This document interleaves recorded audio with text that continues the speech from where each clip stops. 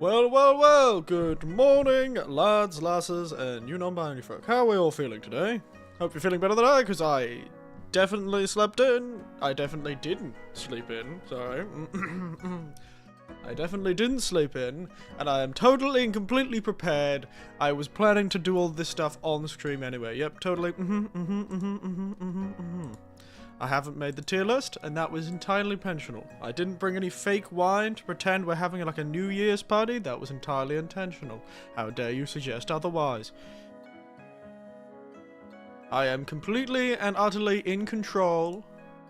La PlayStation 2. Sorry. Hello, J. Hank. Hello. I am completely in control. I didn't mean not to do anything. I'm totally not. Don't question me.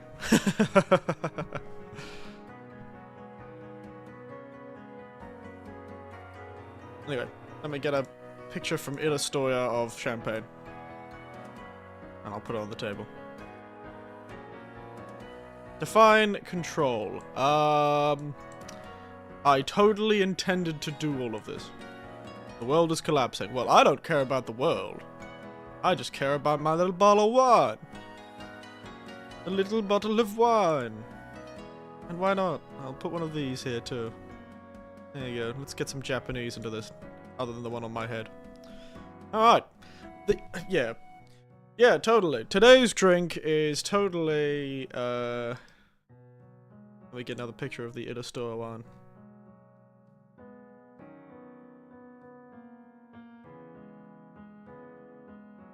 Today's drink. Look at the rant I made before this stream started.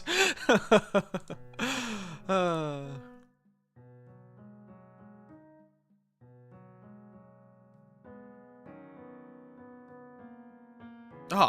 picture of a champagne tower. Nice. I'll use that at Australia. Yeah, that's what I'm gonna do for my today's drink thing. There you go. That's today's drink. Champagne tower. Today's drink. Dom Perignon. Yep. Today we're in a host club. Not my house. Save the champagne for later. We have water today. A champagne shower. Yeah, yesterday after stream I went and made pizza for lunch. I should show you a picture of my pizza. It was really good. Really simple, just a bit of ham with some sauce and some cheese, but God, it was nice. Give me a moment. Woo.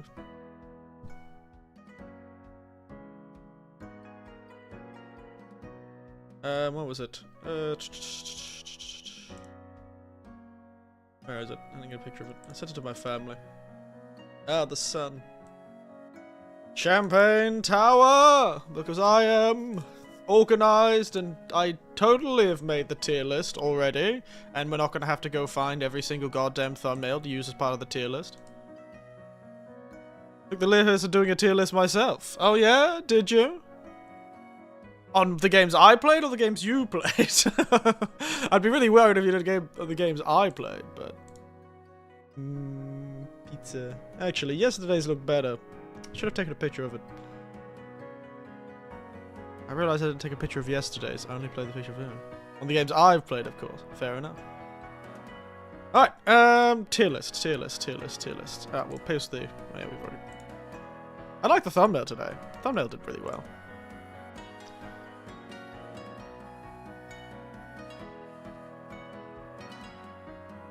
Alright. Let me get this tier list maker.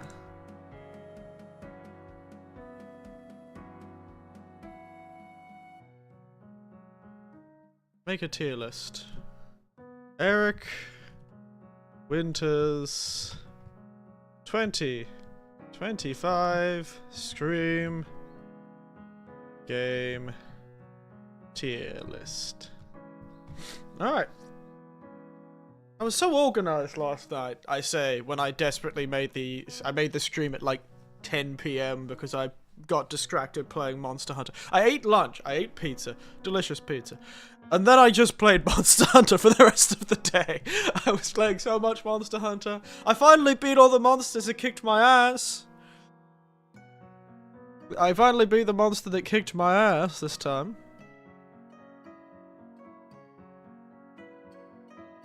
Alright. Not S. We have to go back to last year and to see the stupid jokes we made for the tier lists.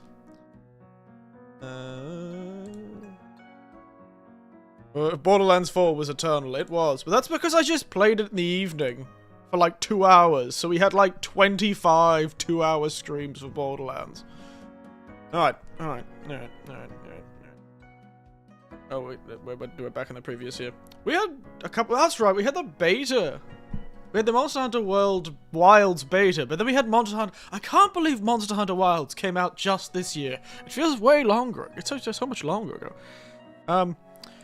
I do think that our tier list last year was December 4th. It was December 14th.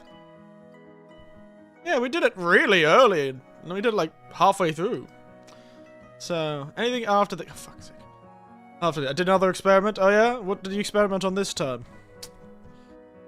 Let's me... Tier list. We played Warframe, weirdly enough. Just after we played that tier... just before the tier list. And then I travelled. Oh, that's right. I travelled back to Australia, so... Yeah, of course. The first game of the year was Alien Isolation. That's hilarious.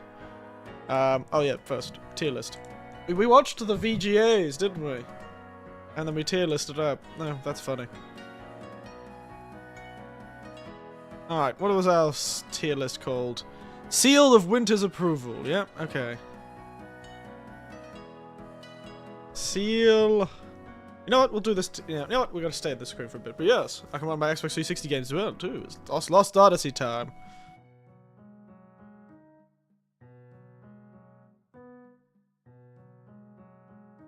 Winter's Approval. The next one was Always a Good Time, Better Than Most.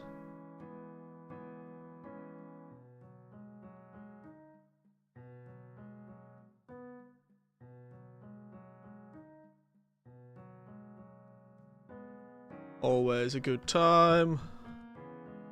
Good Time. Lost Odyssey now, there was clones of E33 going around. Yes, I've heard. I saw an article about it this morning, actually. Better Than Most. See, you could do better. You can do better. You could do better. Man, with success comes damnation. That's the problem.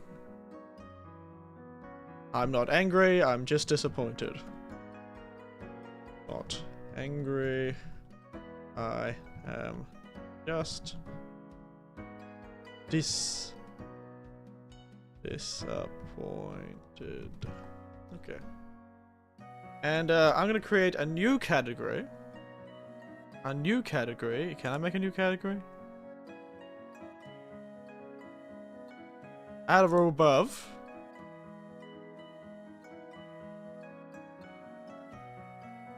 Oops. Which is just gonna be called, it's gonna be blue.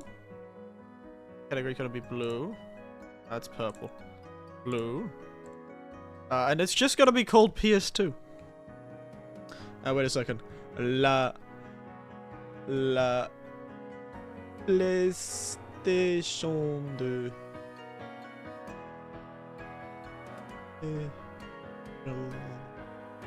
La PlayStation 2. There you go. La PlayStation 2. La PlayStation 2. La PlayStation 2. Okay. Beautiful. Beautiful.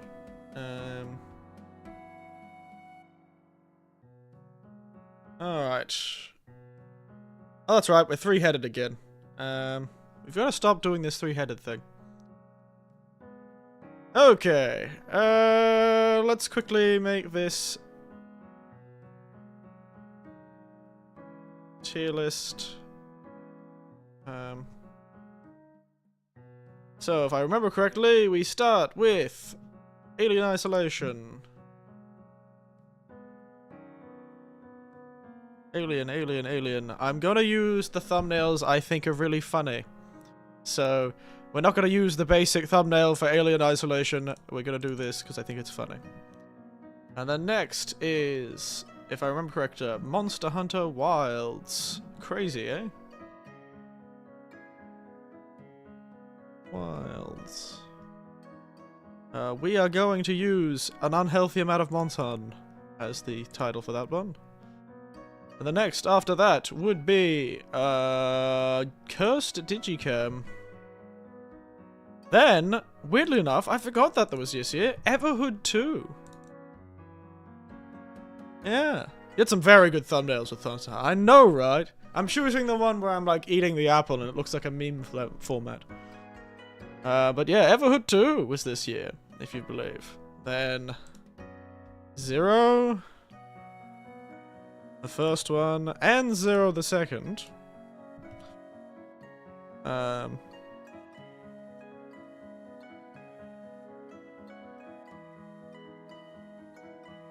amount of carrot is perfect. I just, very funny. I was very funny.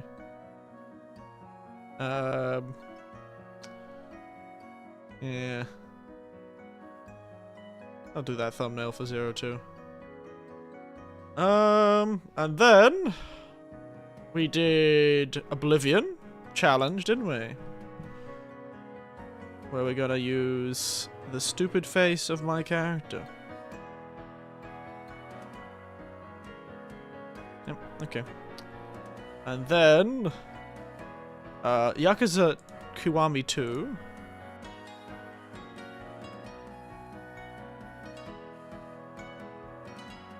Yakuza Kiwami 2. We're gonna use the thumbnail with the baby man on it. Oh no, I'm gonna do the thumbnail where I'm hanging out with Majima. There we go. I'm gonna watch TikTok every time I die challenge. Oh yeah! I forgot I did that. Yes, that was. Oh god, that was a good challenge, wasn't it? That was one of the. Yeah, I forgot. I forgot the punishments for the challenge. I think I still have them on my desktop. Actually, wait a second. Somewhere here is there. It is, the Mad Run. I still have a text document on my document. Death penalty. Using certain items, certain spell classes, sing everything I say, do the fight next completely equipless, drink an alcoholic beverage, permanently coerce a piece of equipment, consume all ingredients, scrapping random, watch a TikTok, choose an audience member that is active and their word is law. If you didn't already play the Dark Souls games already, I know, right? It was a good challenge. Maybe I'll play like a challenge and like... Who knows? I don't know. Let's get my champagne.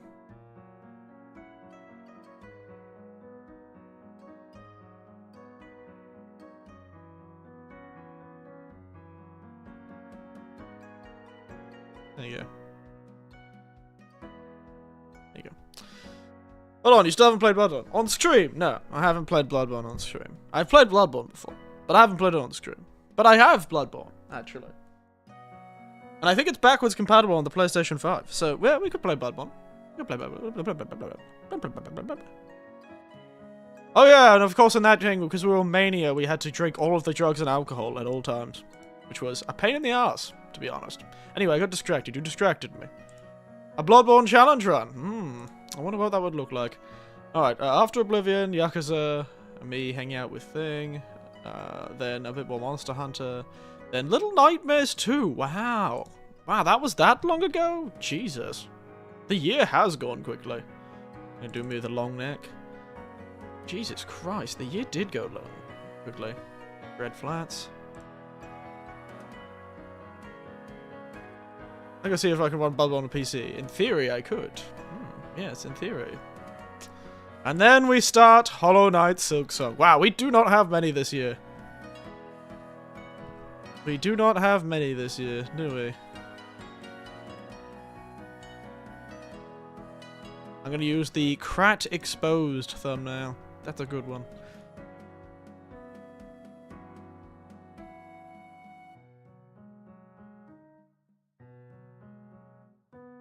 I'm going to, of course, use the sitting on the toilet thumbnail, because I loved using that over and over again. Silent Hill. Did I do anything funny for Silent Hill? Oh, I'm going to use a thumbnail that didn't succeed because YouTube shadow banned the video, which is the da-da-da-da thumbnail. I was really proud of that thumbnail. Of me with, like, the sword, like I'm a Zelda character. And I even stole, like, the little Zelda box color, so I could use... Oh, God, I made a whole reference to Zelda, and... Get out of off the stream games. But I feel like it isn't fair. And I didn't really play that many off the stream games. Oh, actually, no, I did, because I started doing Game Pass this year, didn't I? So, I played Avowed. I played Ghost of Yotei, of course. I played... what else did I play? Elden Ring mods. I played more Warframe. I played a little bit of Red Dead Redemption 2 on a suggestion of a friend. Well, my friend wanted me to play Red Dead Redemption 2 when I was with him. He's one of those friends. Like, oh, you have to try it. It's so good.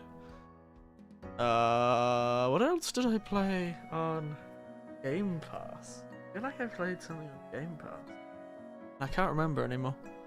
Doesn't matter. It's only like 3 or 4 more games. I didn't really play that many games because I was streaming so much. It's just, and like after the first quarter of the year, I was streaming so much, or really busy otherwise. You know, I really didn't feel like I played that many games outside of stream. You know what's a shame is that the Chiller's Art guys, they released last year, or this year, they released a demo for a game, but they still haven't released a game this year. No Chiller's Art games. Only just Digicam. I want more I want more Chiller's Art games. Nah, it's fine. We're gonna talk for this. This is a normal just chatting stream anyway. The normal just chatting stream anyway. But yes. So that is everything, I think. But yeah, today, this year's games is 1, 2, 3, 4, 5, 6, 7, 8, 9, 10, 11, 12, 13 games this year. Almost one a month. That's almost a nice ratio. if I didn't know that, you know, the last 2 games were like most of the year. But yeah, no. 13 games. Almost one a month. Pretty good. I think the reason the other years had more games is because I tend to do a lot shorter games. Like this year, Monster Hunter's not necessarily that short. I just did a lot of really long streams of Monster Hunter that shortened it down, but God, I played a lot of Monster Hunter. There was several, like, 8-hour streams in there. Goodness gracious.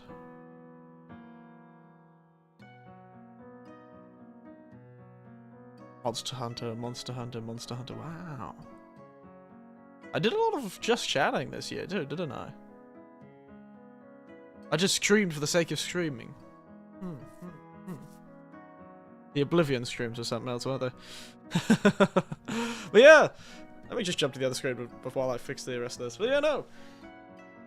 I think we did I think we did well this year. Looking back on the year, anyone have any favorites? Anyone have any favorites?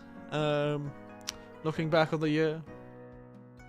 Any favorite streams? Don't have to be game streams. God, there were some funny thumbnails. God, I'm funny. That's right. In Yakuza Kiwami 2, I was cursed by Haruka, wasn't I? Like, Haruka, please! Please stop, Haruka! Ah, your expectations! They're crushing me! Help me! Ah! Haruka, stop! Please! Don't make me play golf again!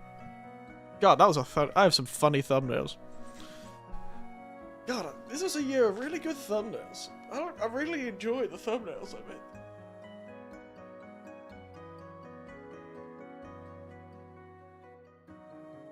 We really did well with thumbnails this year.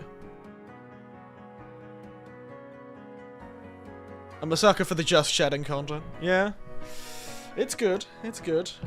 I'm not against it. I like it. It just takes a lot more energy and I can't keep it up for as long. Usually. You know, like, I don't think I could do a just chatting stream for more than... Well, I say that.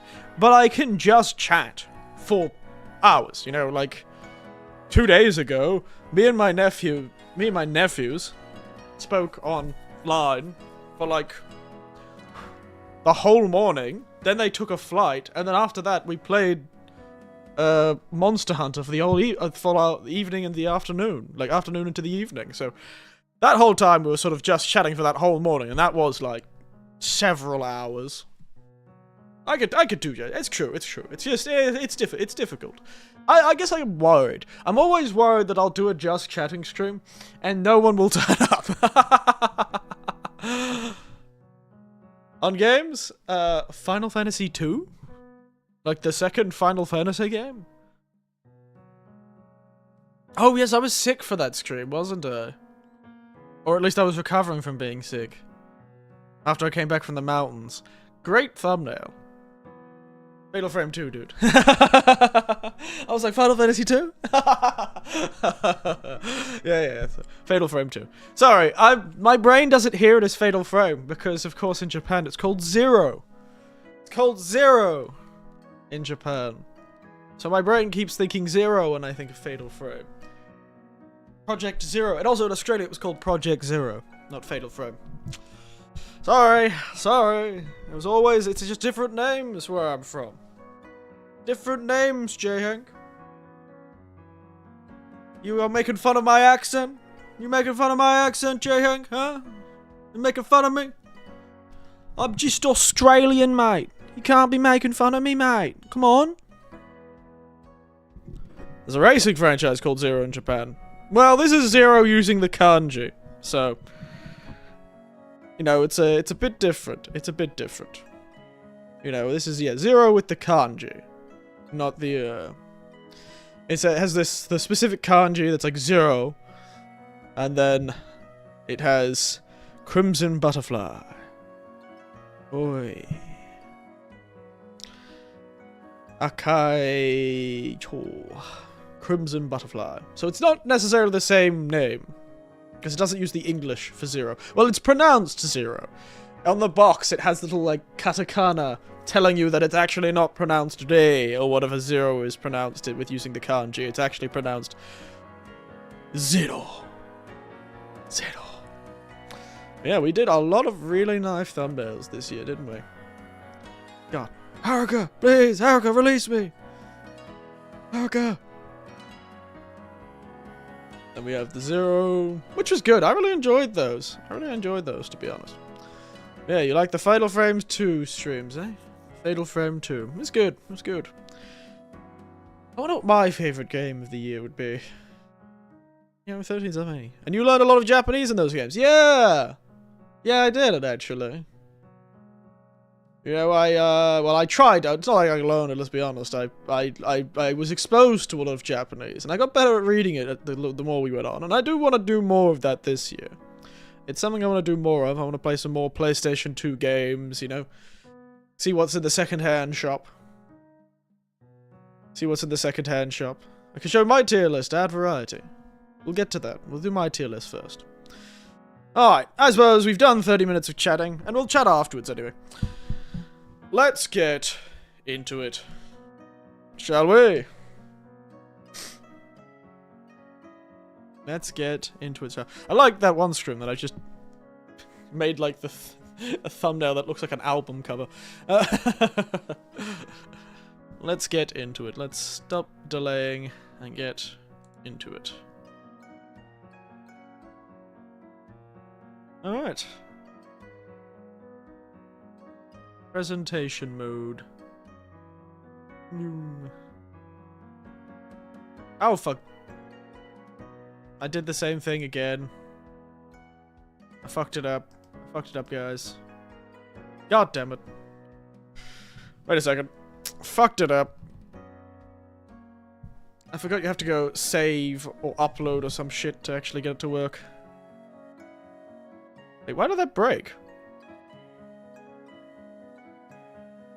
Ah, well. It broke. God damn it.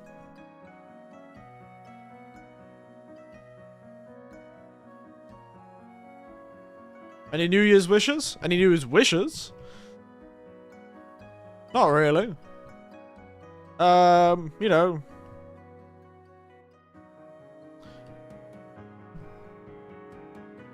I have never been much for New Year's stuff, but not really. I don't know, just keep it on.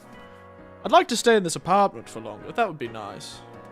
I would enjoy staying in this apartment for a bit longer. It's a really nice apartment. I'm really enjoying the sort of space I've managed to create here. As always, you know, I'd like a bit of free time to do some more traveling. You know, maybe an interesting something to do. I wish for some more interesting things to do in my personal life. But I've never been much for wishing for things. If I do them, I do them. If I don't, I don't. I just, you know, hope things are keeping on. I don't dislike where I am now. It's really nice. It's really nice where we are.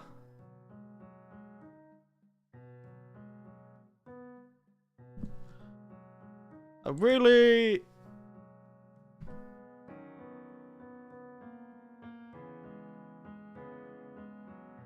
Sorry, just got distracted because I'm having to rewrite all this stuff. But yes, oh my goodness. It's kind of weird to think about, really. But I like where I am, so I don't really need any more. I do need to go to the gym and the doctor, but that's not really a wish, is it? I wish that I'll have the goddamn concentration to book a doctor's appointment. And lack of fear. There we go. Wish I'd grow some goddamn courage and book a doctor's appointment instead of ignoring my health problems like I always do. Until they're probably too late.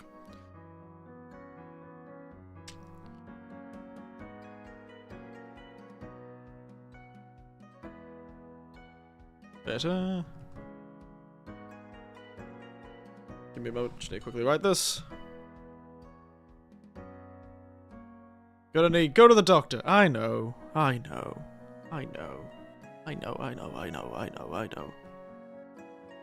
Just, it's tough. I do need to go to the dermatologist too, but anyway.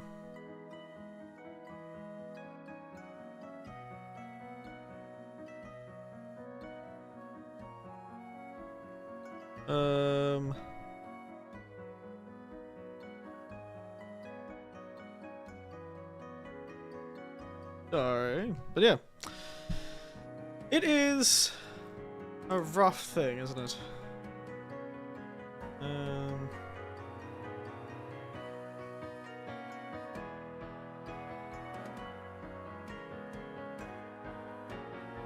It's a rough thing.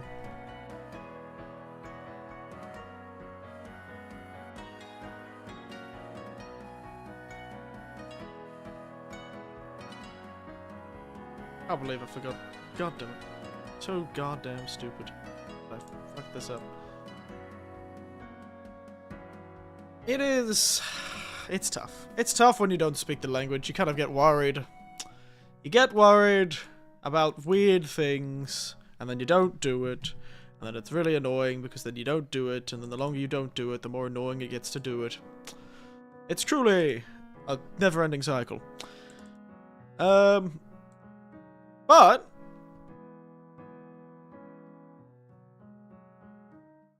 I'll get to it. It's okay. With the new year, new me, less scared of doctor's appointments. New Year's, new me. Not scared of doctor's appointments. I'm not scared. I'm not scared, guys. I'm not scared of doctor's appointments. It's okay.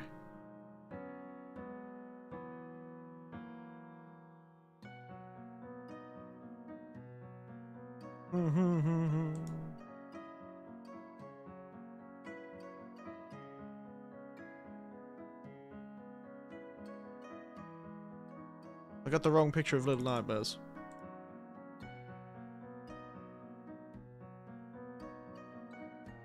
Well, I guess we're gonna have 2 pictures of Little Nightmares. Sorry guys, I accidentally clicked 2 pictures. Dragonlance. Bingo night. HK. BL4. And that should be... Oh, Silent Hill. Yeah.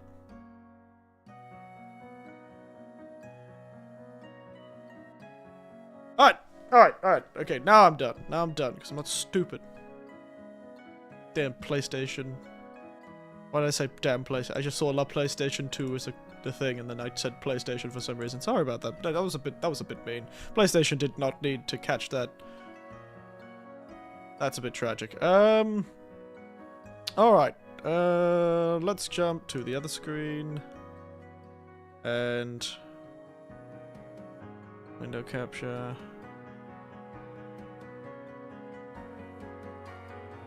There we are.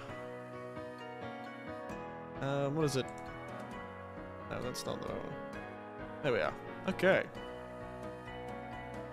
Alright, guys. Enough about me. I have a lot of new ways. How's everyone else's New Year's looking, eh? Looking forward to next year? I'm looking forward to next year. I think next year will bring new opportunities and new things.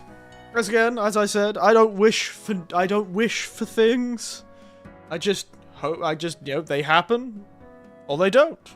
I tend to do things myself, but this year has been the year of doing hard stuff. You know, on Scream, I sort of challenged myself to stream a lot more per week.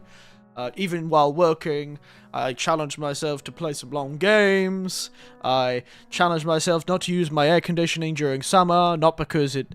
And that was totally because it... That's totally...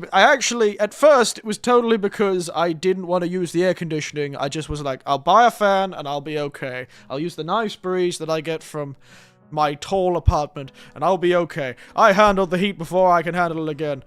And then... it turned out my air conditioner was broken. So, it turns out I couldn't use it even if I wanted to. But I didn't know that. Oh, that was funny. Year of regaining the grit, eh? But I think this year was a bit of more challenging myself, you know, studying hard and pushing myself a bit and doing those games in Japanese. That was a challenge. Doing 2 whole games entirely in Japanese, which I do want to do more of this next coming year. I'm hoping this coming year will be the year of new things. I might try and do some new stuff. New styles of Scream. New things in my personal life. Like going to the doctor and the dentist. That'll be new. Me going to the dentist or the doctor? God forbid. We'll try some new styles of games, maybe. Maybe we'll play some multiplayer games. Ooh. No, that's not gonna happen. We'll try some new stuff. We'll see. Maybe I'll finally get around to playing Claire Obscure 33.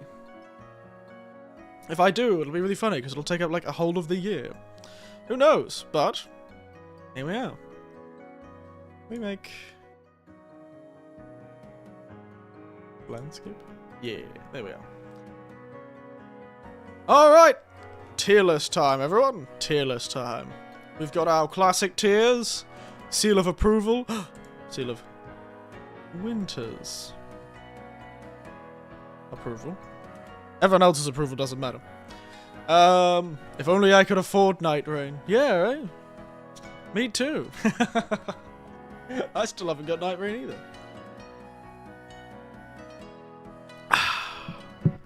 Alright, so yes, we got our classic categories. Seal of Winter's approval. Always a good time. Better than most. See, you could do better. And I'm not angry, I'm just capital D disappointed. Because we go with an A, B, C, D, S, A, B, C, D in this. No F, only D. Because like the school system, I technically can't fail anyone. C for can't we just use Discord? Ah, the C button on the... That happened this year. God, how did that go? Did anyone actually buy a goddamn Switch 2? Did anyone buy a Switch 2? Who? Yes, of course. Oh. It came out, and then I heard absolutely nothing about it. I heard a heap of people complaining that they couldn't get a Switch 2, and that's all I remember hearing. After that, it was just gone, I guess. Everyone say they hate Nintendo, but they're the first to buy it. I remember some of the girls in HoloLive complaining about how they kept losing the lotteries to get the damn thing, but I completely forgot it existed until you just mentioned. I've just remembered where that joke came from. C comes from the goddamn C button on the Switch 2 that you can't even use if you don't pay for... There's a whole button that is entirely not functional unless you purchase a subscription. That's so weird. What the hell is wrong with that company? Point is, yes. There you go. Alright, so yes, always a good time. And oh, of course, the ultimate category. La PlayStation 2. La PlayStation 2. La PlayStation 2. Actually, GameStop awarded the Play demo as the worst game of the year, and I strongly agree. I mean, you can't even finish it unless you purchase all the peripherals. Yeah, there's so much. That game, you have to purchase all the peripherals to even be able to play it. Imagine if the Wii did that. Man, we would riot. That was good. We would riot.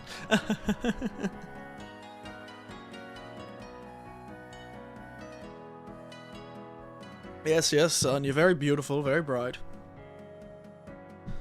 Yeah, no, it's crazy. I can't believe that was this year. It completely... We would like to play our game that we purchased. Thank you very much.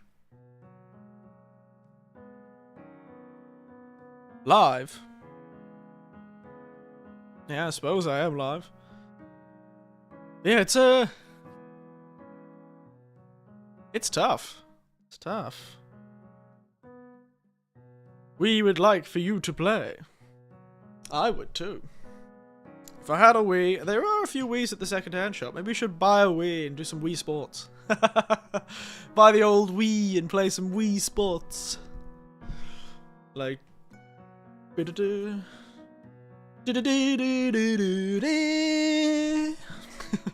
Nice shot! Strike! Yeah, I'll get like a second-hand Wii and we can play Japanese Wii Sports. I'm kind of curious, would they say... Would everything still be in English? I didn't think about that. Will everything in the thing be in Japanese? Would they not go, nice shot? Would they say something in Japanese? Like, ii shuto. Or, sugoi. Maybe you need to see The Occultist too. The Occultist? Is that a title? Am I gonna have to go to a swamp somewhere and meet like a warlock in the woods? You must go see The Occultist. Probably in English. I'm curious now, honestly. I'm actually pretty curious now. Nice shot. Glasses, Eric. Glasses! Occultist? Oh, I thought you said... Oculist? Are you saying oculist? That's not the word, right? It's an optometrist.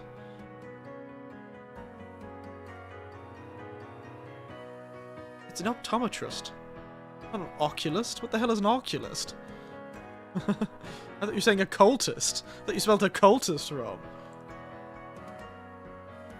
They're called... I'm pretty sure they're called optometrists in Australia.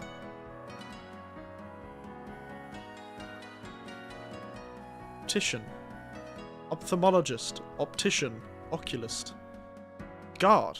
That is a dated word, according to Google. Can't find the last time I've heard Oculus. That's why I just assumed you'd written occultist wrong. Because...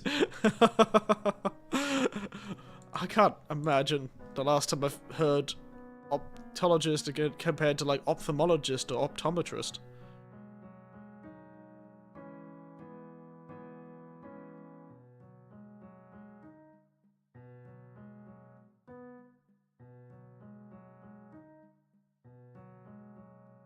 Yeah. Should know about dated stuff. You're old. I know, but it's a word that I don't think I've heard in a long time. I think I read that in a book last time I don't even think I said it.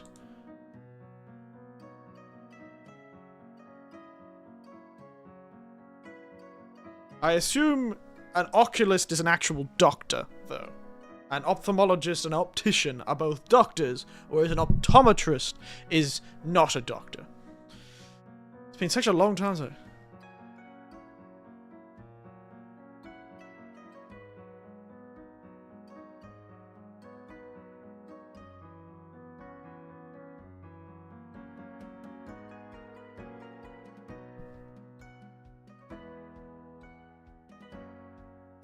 Yeah, oculist is a very old word.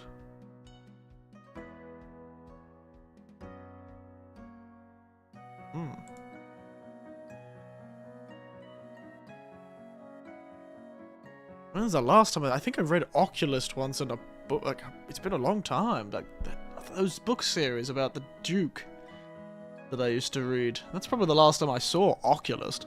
Oh, God. A long time. But yeah, optometrists are not doctors, but they are just an eye care professional. Oculists are a dated word for ophthalmologist, or an optician, an actual doctor, I suppose. Gotta reconsidering his English. It's just been such a long time, you know? I've just been like, oh my goodness. It's kind of threw me for a loop. I just, you know, when you hear hooves, you should think horse, not zebra. And this was one of those moments where I got done in by that. I saw that word, assumed you'd said occultist, and spelt it really badly. And then said, but you were actually using the word oculist. Why did you use the word oculist? Do they still use horses, zebras? It's a phrase in medical. When I trained as a medical professional, it's a classic phrase. When you hear hooves, think horses, not zebras. Because zebras do exist, but they're far less common than horses. No, they're not related. Well, they are related, but they are not the same species. They are very different things. They are related, but different things. Like a horse and a donkey are related. But they are different things. Point is, the idea is it's a medical professional thing. It's to make it so it's probably better to use Occam's razor when it comes to medicine. If at first, the first thing you think of should not be the weird, obscure disease that 1 in 10 million people have. It should be the more common stuff. Get your common stuff out of the way, and then start thinking of weird, unusual diseases that only affect 1 in 10 million people. The idea is it's to streamline, it's a way to streamline checking things. Because, you know, statistically, 8 times out of 10, it's going to be X problem, not Y problem. Y is extremely rare, X is much more common. You should check X first before you check Y. It's more for medical students who, of course, get taught every disease equally. You know, when you're learning about diseases, you learn them all generally equally. You know, yeah, you probably spend a bit more time on heart diseases, but the idea is every disease, you don't know how common it is because in a university course, you only have so much time, so they teach you a lot in a university course, and that includes diseases that are far less common. So, when you hear hooves, think horses, not zebras. It's encouraging them to realize that, yeah, they may have learned about all these diseases in university, but it's probably not going to be those diseases. But they don't know that, so they need to take a moment to think, is this a common disease? Because they'll probably think, oh, these symptoms are actually signs of this disease. But then, because that's the more interesting disease, you know, it's the more interesting problem when they were studying. So it's probably something they remember better. Often people remember those weird disease descriptions more because it's like, wow, it's such a rare... What the bloody hell? Why is the PlayStation 2 turned into... Okay. When did that happen? I must have accidentally pressed it. PlayStation D. Alright. Anyway, let's get into this.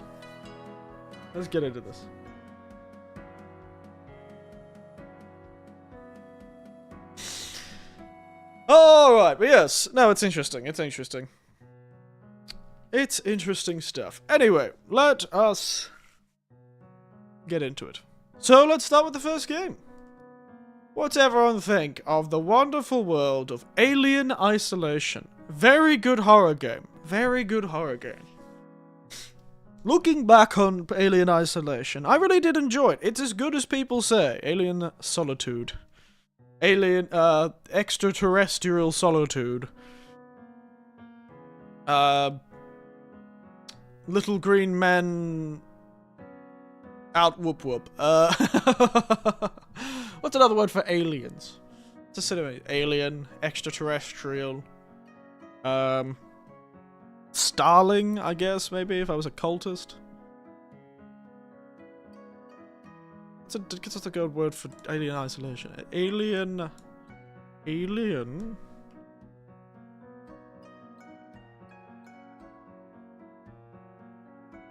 Reunited the hopes of the franchise before the Prometheus movies killed it. Yeah, I know, right? It was so good. Foreign. That's hilarious. Foreign. Extraterrestrial. E.T. Martian. Venusian. Wow. Jovian. Little Green Man. I was right. So, Alien Isolation. Extraterrestrial. Solitude.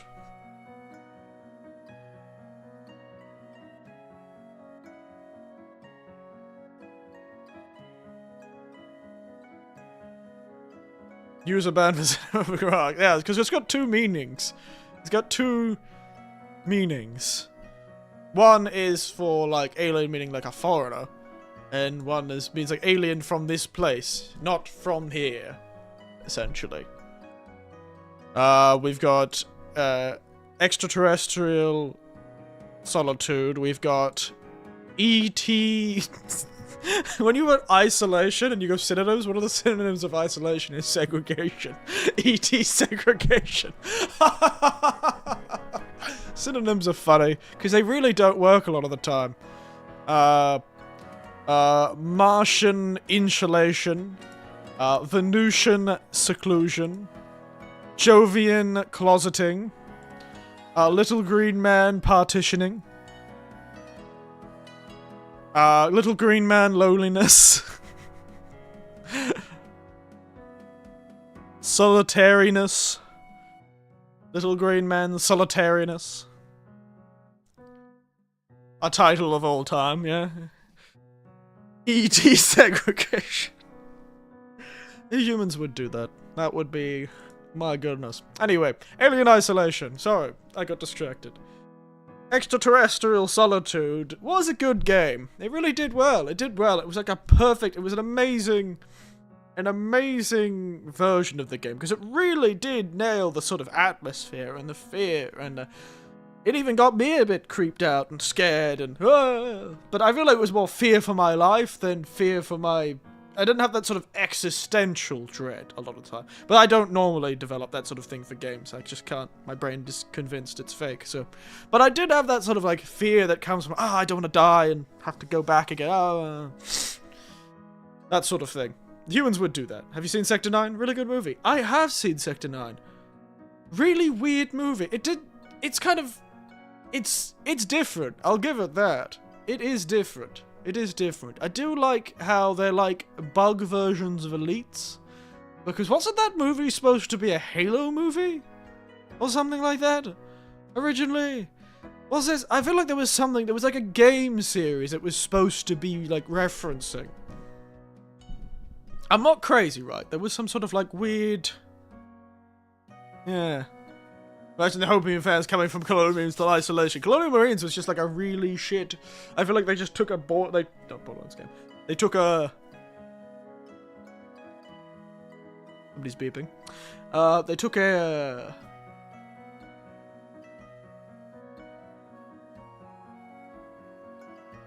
no, what? It was the Locust Island. No. I know. But... it had something to do with Halo. I swear. I'm not kidding. This is like before... It was like... Sector 9... I'm not crazy. Movie... Halo...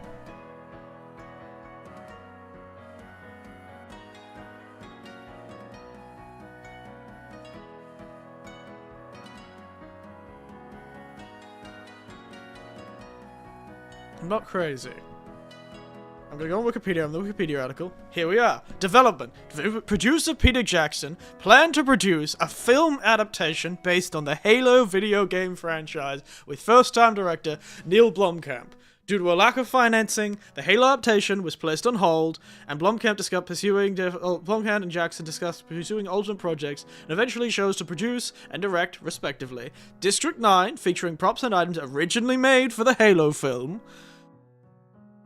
And he produced and directed commercials and short films, but District 9 was his first feature.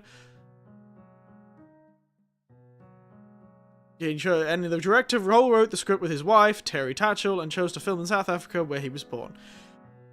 Yeah! Take that! Take that, I was right. I was right, I knew it had something to do with it. So the idea is that the props were from... Hell, maybe even the aliens were sort of based on it, because they like, weird bugmen.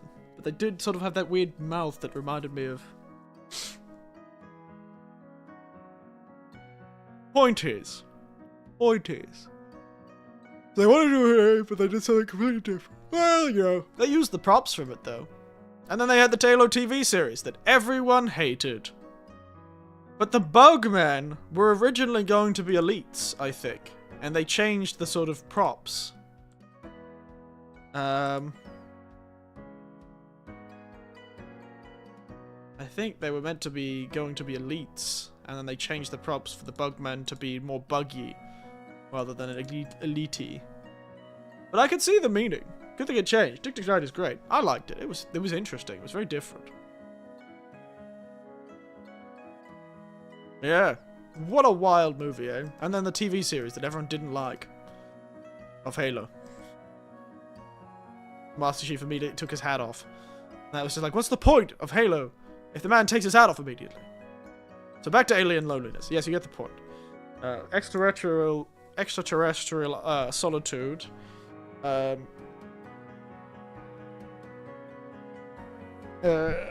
Yes, point is, I really enjoyed it. It really nailed that sort of alien franchise feeling. The art direction was on point. The music was spectacular. Alien was scary. More annoying sometimes, and that's E.T. segregation.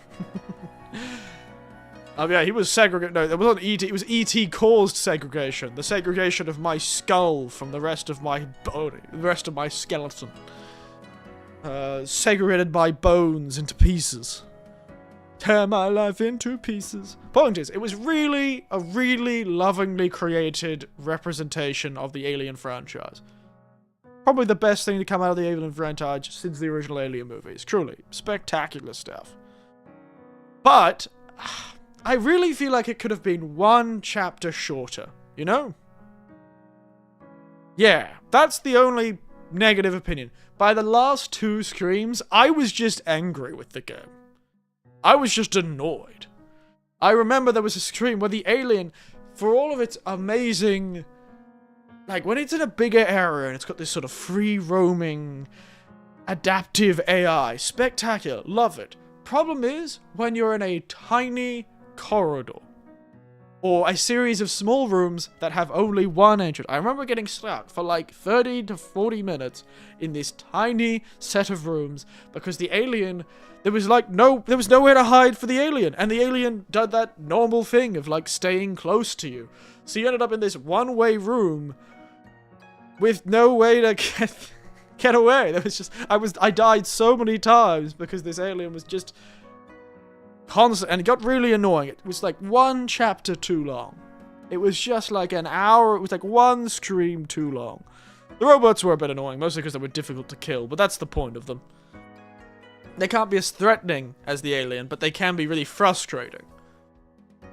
But once I got good at it, I get pretty good at fighting the robots by the end of it.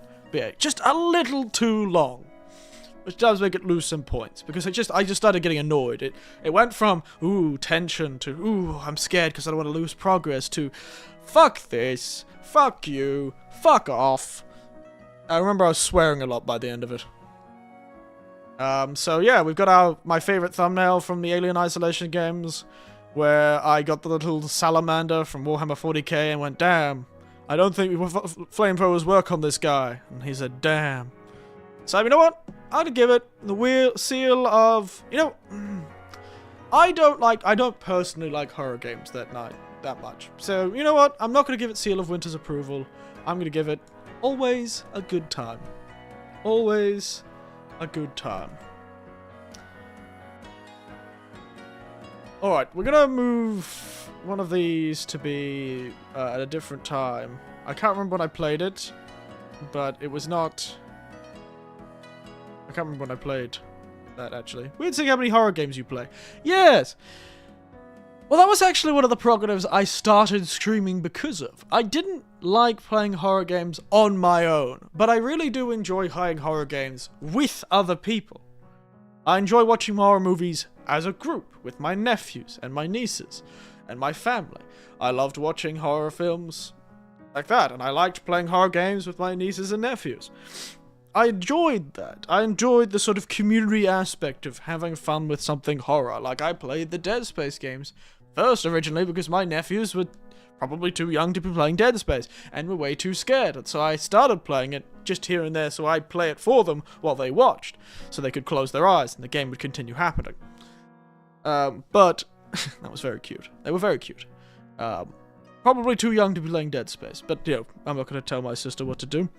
She can give her kids whatever games they want.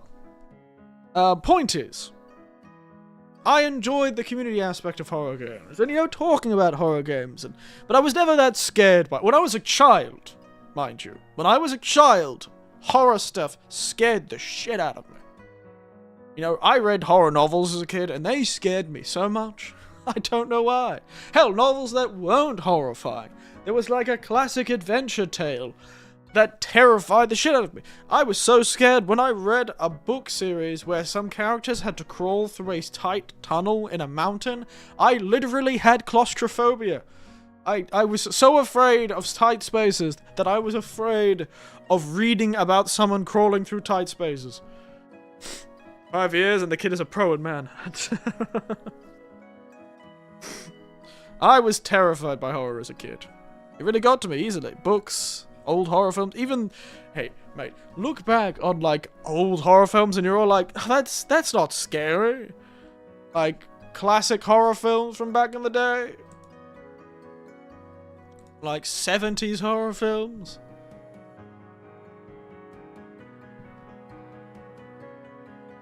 Like, Oh, actually, never mind. Never mind. There were some genuinely horrifying movies. Like, anything directed by that son of a bitch.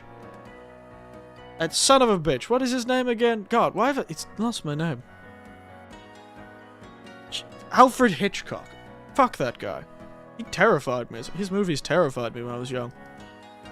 The Birds? The most horrifying thing in existence. The Birds? Oh my god. That was so scary. But maybe that's because I was a kid. Goddamn Alfred Hitchcock's The fucking Birds. But the worst part about The Birds, Alfred Hitchcock's The Birds, is because I lived in Australia, where there were birds that actually did that. I got attacked by birds as a child. That's something that actually happened. I did get attacked by birds when I was playing in the neighborhood. That happened to me! Watched the shows as a kid. I really enjoyed them. Point is, I was scared, but I'm really giving them too much credit. They were good horror films back in the 60s and 70s. Yeah, 50s, 60s, and 70s. But, you know, I was scared by even the shit ones. I don't remember their name, but there was a lot of really bad movies, and I was still scared by that. I was a real skittish kid. He lived in Australia. That's a horror picture. Yeah, it was like real life. I also did have I had terrible feel of... I was a really frightened kid. I was scared of heights when I was a kid. I was scared of tight spaces when I was a kid. I was scared of wild animals when I was a kid. I was scared of everything when I was a kid. It's a shock that I've grown up to be so confident. I don't know what happened. One day I was just no longer afraid. No idea why. No idea why. Point is, these days I'm not scared. When it was like, I think it was like, probably had to be like, when I essentially became an adult and started working, I guess. I just suddenly didn't care. And the mines on the beaches. Oh yeah, that ad.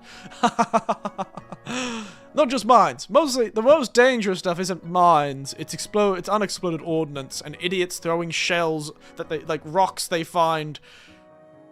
Motherfucker finds a metal rock and goes, yeah, I'll throw this into a fire. And then it blows up because it's a fucking mine. It's not a mine, it's a shell. It's like a goddamn artillery. It's a mortar. They throw it in a fire. Goddamn. What is? That's usually the stuff that's a problem. It's like the unexploded ordnance. Tends to be a problem in those beaches. Point is, it was tough. I was a very scared child. I don't know why. I don't know why I was scared as everything as a child. So the monster attack of the 9 to 5 loop. Yeah, it's just... I just stopped being afraid at one point. It's funny. But there was still that community aspect to it. Anyway. Let us move on to... I got the wrong Zero game. Project Zero. You can go. Of course, we have Fatal Frame 1. Otherwise known as Zero in Japan, or Project Zero in the Europe or Australia. In the Commonwealth, it was known as Project Zero. Please release me, said the salaryman. Ah, release me. Yes, it is. You just don't think about it. Just things become less scary because things are less unknown as an adult. You know what is possible in the world. The scary thing is people, and I have been scared of people before. But, I don't know, it just doesn't translate to media as much. Real life was too scary. Anyway, let's start with the first one. This was our first foray into PlayStation 2 games, highly in Japanese.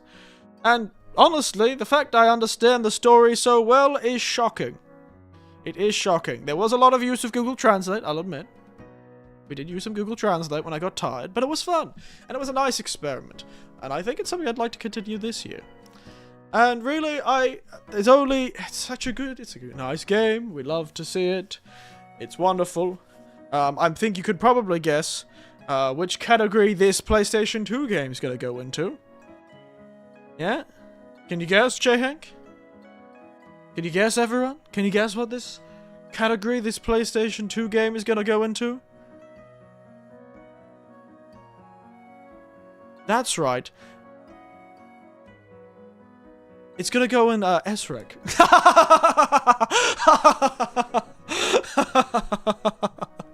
No, I'm kidding. It's going in PlayStation 2.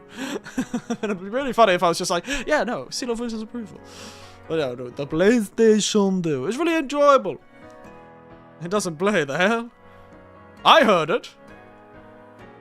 Weird. I wonder why I didn't play it. Give me a moment. Weird. I wonder why I didn't play. Why is that muted? It got muted. Seems. Alright, try one more time. And I'll add the picture of the PlayStation 2.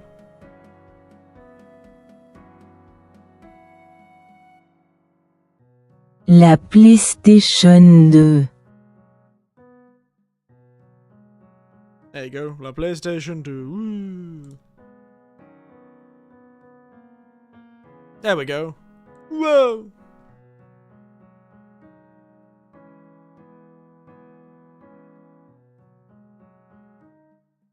La PlayStation 2. Alright! PS2 jump scare. Whoa! Okay, yeah, very good. Now, it'd be really funny if I was just like, this PlayStation 2 game goes in the B category.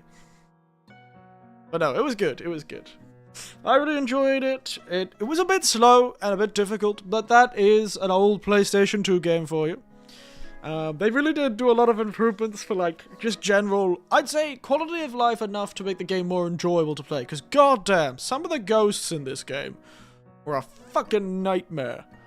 God, they were such a pain in the ass to fight, sometimes. Because you were so slow and sort of like... You're just so slow. Just so slow. But yeah, it was good. It was good. I think I could see why they're a bit of a cult classic. It makes me want to... It's really encouraged me to play more PlayStation 2 games. And I think that's what we'll continue this year with some more PlayStation 2 games. Probably in Japanese. Maybe some more PlayStation 2 horror. I hear Siren's very difficult. I'm tempted to play it. I saw one of the HoloLive girls playing it. And I went, ooh, old video game Siren, eh?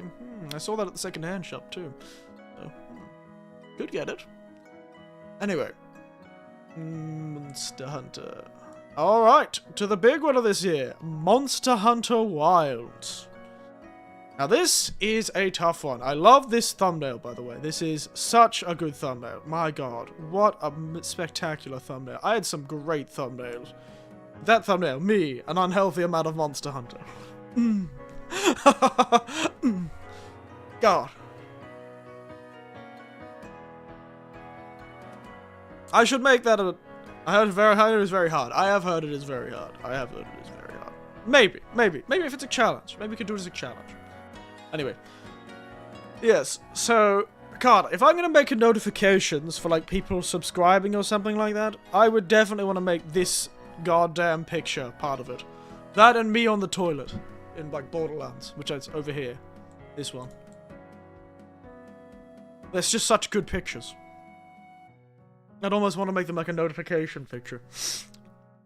Of like when somebody like, thank you for subscribing. Me, your adoration and attention. A golden apple that could crush my teeth, but just hits just right. An apple with that perfect bit of crunch. It's just the faces your characters make when you're doing the eating. It's like, we saw it yesterday with the New Year's meal. The character was just like, ooh.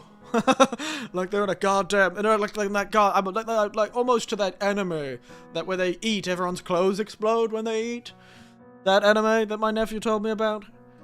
Like War on Food or something like that, or Food Wars or something like that. I don't know what the Japanese or English name was, but all I remember is he described it as, well, food's so good, characters' clothes explode. Food Wars. So it was Food Wars. War on Food. So, that's the tragic sequel to the War on Terror. You've heard on the War on Terror. Here's the War on Food. Isn't that just like half of the health foods sort of scam where people are like, you can't eat this food, it has chemicals in it that turn the frogs gay? That's a war on any food. Like, I understand red meats and highly processed meats are terrible for you, but I'm still alive. I'm doing pretty well. Probably, I'm thinking that the lead in and the heavy metals in my pipes when I was a child is what's counteracted the dangerous nature of the food that I ate. I'm thinking that all the poisons I had as a child, the asbestos, the lead in the pipes, the arsenic in the groundwater, and the heavily processed foods that I ate, has all cancelled each other out, and has left me healthy. Like those people who smoke and end up living to 95. I'm like one of those people. That's what I like to think. They're in like a deadlock. None of them can decide which to kill me with. So I will live forever. Because, even death by old age has to wait in line for all these other effects to get to me.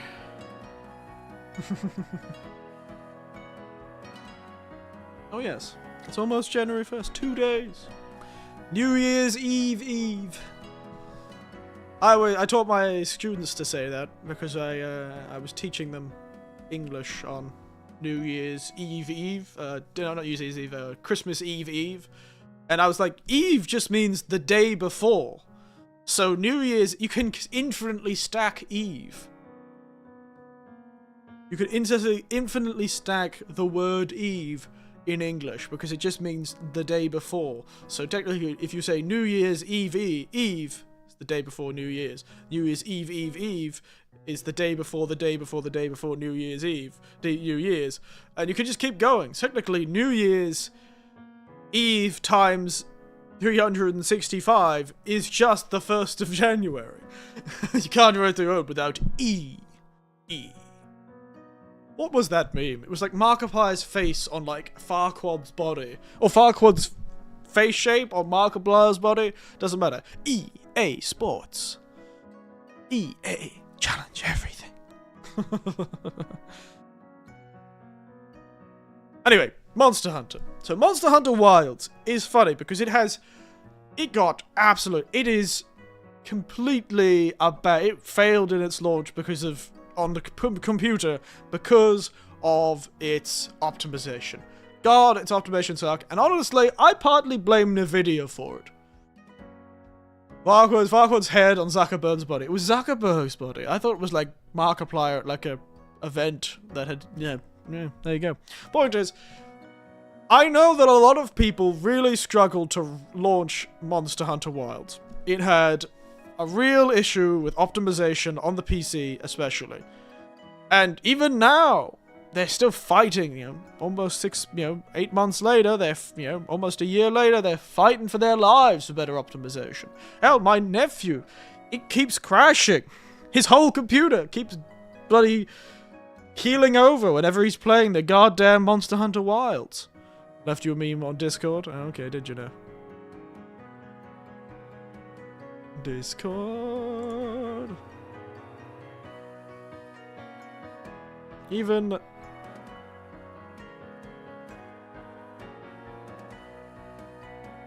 for me, a meme for me. Oh yes. Wait a second. Let's play the audio. Alright, let's get this audio going.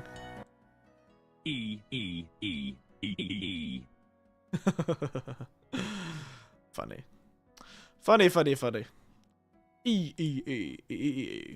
Anyway, point is, I know a lot of people have struggled with it. And I'd like to say that would affect my thing, but I honestly blame Nvidia for half of it, and Capcom for most of the other half, because Capcom was definitely pushing it a bit. They should have probably delayed it by a month. Because, and it was that new technology, that goddamn frame generation bullshit, that I swear is probably causing most of the game. It crashed for me. It was like one of the first times I've ever actually had a problem. I'm not a monster rig.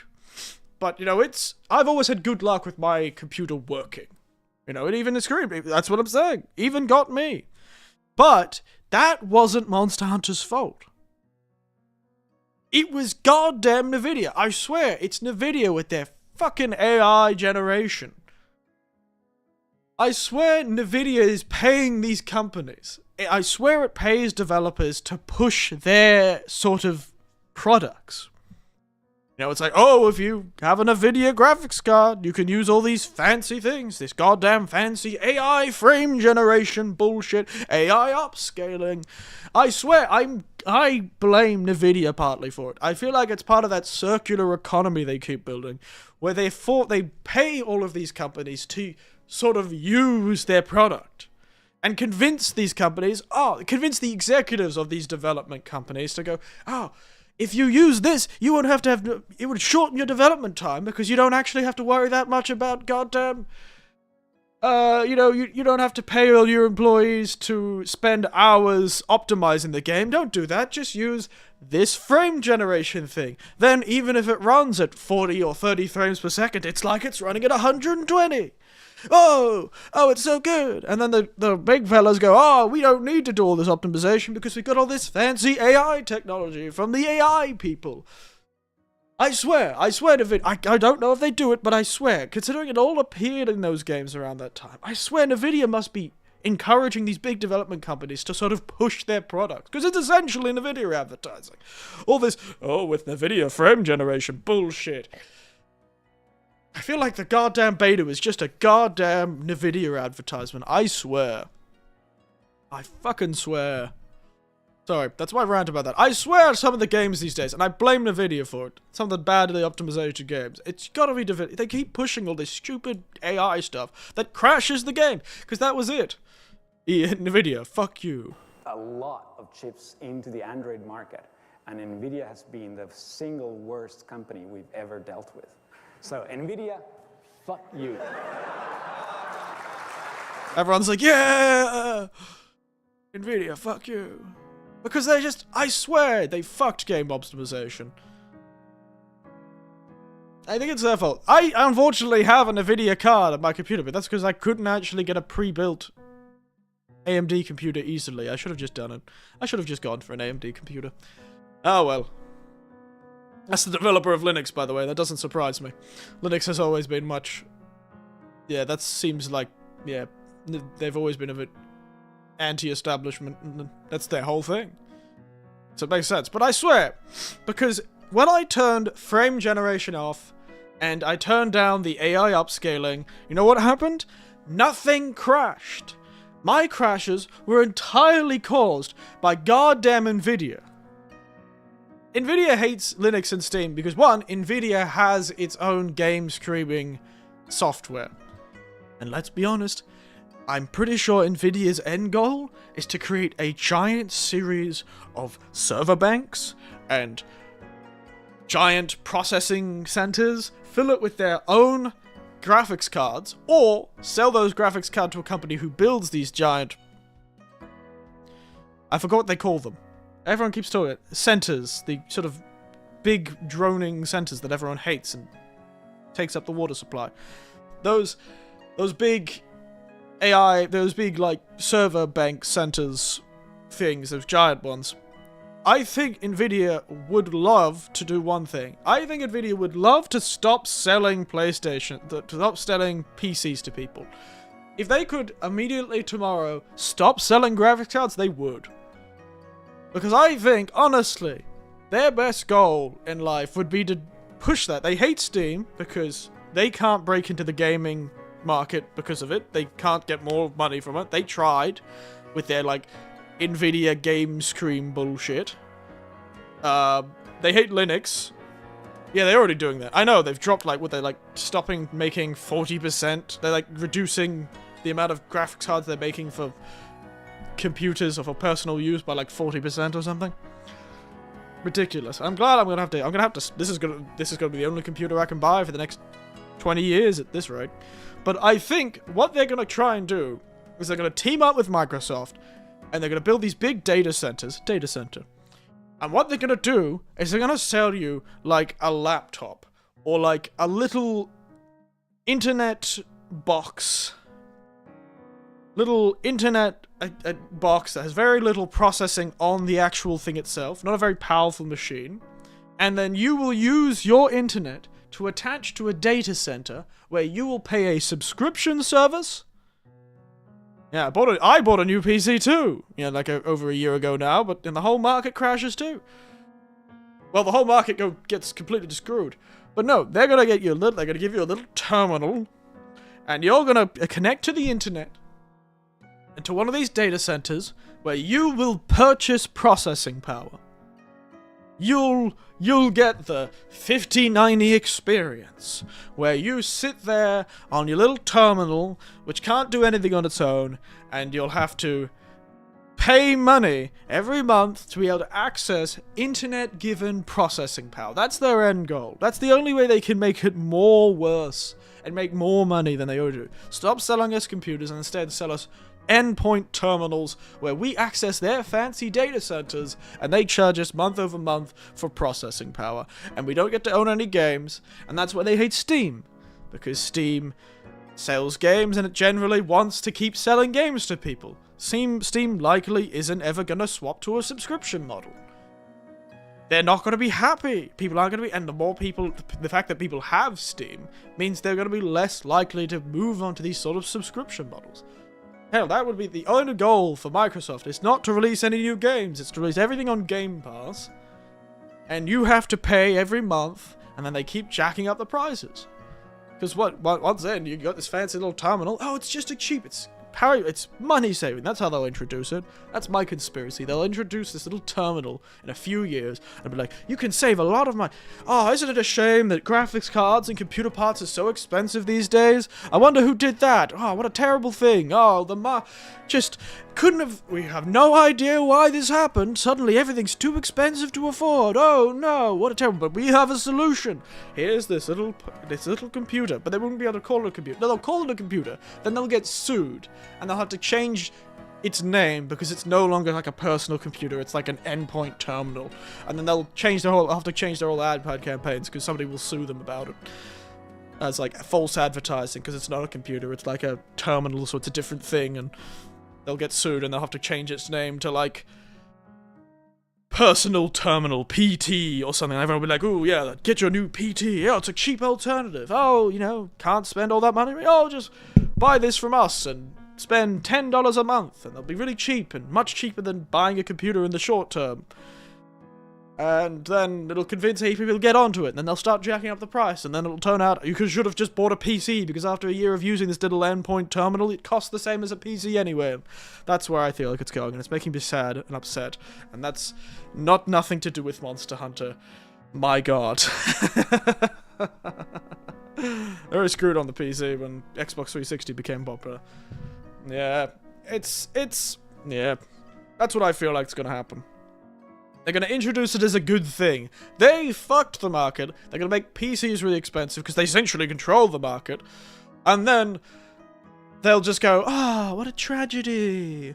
We have this thing you could buy to solve the problem. I don't know who caused the problem. Market. Mysterious how the market works. Oh, the economy works in mysterious ways. Who could have seen this coming? What a disaster. But we have a solution. Because we're not selling the solution because we caused it. No. We're just a company for the people. And that's where they'll do it. Why releasing their games on PC when Xbox loves to give them more money? Breaking stuff to sell you the solution. Yeah, because they'll sell all of these graphics cards and processing parts and computer parts to these big data centers who then instead of, because that's what I say, that's what you'd be, that's how you do it. That's how you could pivot. All these AI data centers are for AI, but they could easily pivot these data centers to something like that, to selling people processing space in one of these data centers. Month-by-month subscriptions to access our 5090. And if they keep selling less and less graphics cards, people will only have that as a choice. But then it would cut out everyone who didn't have enough money to afford that, which isn't who they want anyway. They don't want those people in those third world countries that can't afford to get fast enough internet. No. That would be ridiculous. We don't want those people. Grandpa wanting a zero amount of alcohol. I don't know. I got distracted. I'm just not happy. Anyway, Monster Hunter. I liked it. Winter Seal of Approval. It was a good Monster Hunter game. It was fun. I didn't like what they did to the Insect Glaive, but I wasn't playing Insect Glaive. I was playing Greatsword. It was good. It played well for me when I turned off that Nvidia bullshit. And I had a great time. I really enjoyed it. So it was a seal of approval. I enjoyed it. I love Monster Hunter. It was fun when it ran well. Yeah, it was really good when it ran well. I think it was a good Monster Hunter game. Again, I really wish they would just wait for a bit longer before releasing these games so they could have all the content to begin with, but the updates were really good, and GOG Mazios was really fun, and I'm really liking I do like how they give us giving us a lot of free stuff, which is really good. I'm glad they've kept that up. They're sort of like faux live service model. I enjoyed that. That's good. Good job, Monster Hunter. I know you don't run well on most PCs, and that is on you. You should really have fixed that, but that didn't affect me, so it was good. I enjoyed it. Me, an unhealthy amount of Monster Hunter, which I'm probably going to do after this stream again, too. I'm going to play more Monster Hunter after this stream. Anyway, enough ranting about... God, that rant made my throat sore. Excuse me.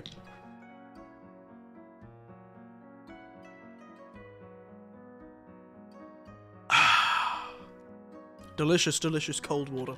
I do love winter for one reason alone. You don't have to refrigerate the water. It's just cold. Alright, next. The Cursed Digicam. Now, this was a Chiller's Art game, and the last one, the only Chiller's Art game we played this year. I'm in summer. Help. Yeah, that's right. Southern Hemisphere. Yeah, my nieces and nephews have been really struggling with the heat recently, too. Been very toasty.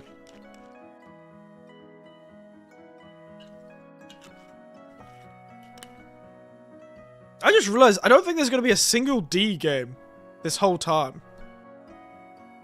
Honestly, though, comparatively to most of the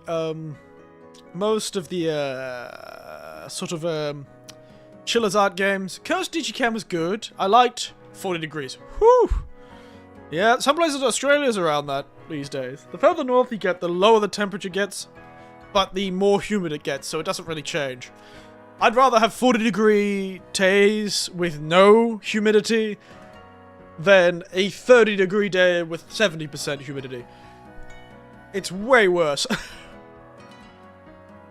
But yes, this Cursed Digicam, it was good. I enjoyed the idea. I liked the spooky bunny. I liked the reveal. And nice. It was, you know, the kidnapping and the kid died and the kidnapping and oh... Excuse me. And it was about a person going crazy after their kid died. They kidnapped a kid. It was a whole thing. Crazy stuff. Good fun. I liked it. Had a lot of really cool aesthetics. I liked this one for its, like, cool moments where you went to, like, the jungle gym and looked up, and when you went to a certain place in the jungle gym, you could see something, but if you didn't go there, you couldn't, and the phase of the day, and it was nice. It was nice. It was subtle, but in Chiller's Art games, I don't think it was the best. It was nice, though, and it was kind of a sad story, but I'm gonna put it as better than most. It's unfortunate that I live in the humid part of the country. Oh, no. 40 degrees and humid. You got best of both worlds. What is it in Cairns right now? Cairns. What's it? Australia. Temp. Map. Today.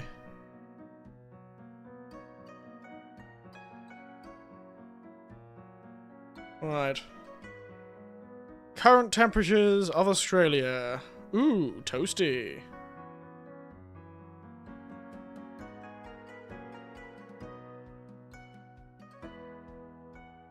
Toasty. So, right now, it's doing pretty well. You know, Townsville is cooler than I thought. Oh, yep, okay. North Queensland and Cairns is toasty. Ah, yes, Broken Hill. It's actually cooler than I thought today. Must have had a cold front come through. Ah, look at that beautiful 35 degrees, 40 degrees, 50 degrees, 37 degrees. It's quite cool these days. Wow. Must have been a cold front coming through.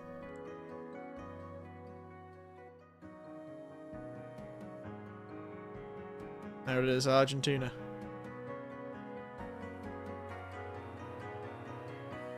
Currently this map, like 30, 33 currently. It's not too toasty. What's Alice Springs at? Weird. Must be a bit cool today. Anyway, point is, yeah, be better than most, as those Chiller's Art games are. But I do miss the shitty PlayStation 2 aesthetic, that's for sure. Everhood 2. I'm gonna admit, I've kind of forgotten a lot about this game. I remember it being good, I remember it being very hard, but I don't remember what I did. I don't remember much about the game. I feel like we should watch a few stream clips or something. I don't really remember much about Everhood 2, to be honest. That's be 40 years New Year's Eve. Woo! Toasty New Year's Day, eh? What were my thoughts? Did I talk about my thoughts?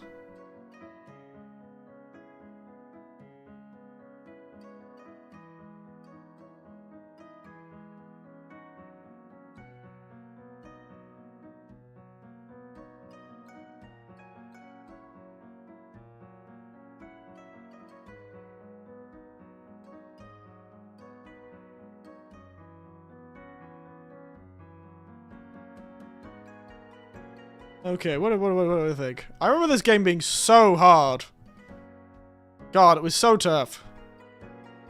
God, Everhood 2 was so difficult. I remember it being way more difficult.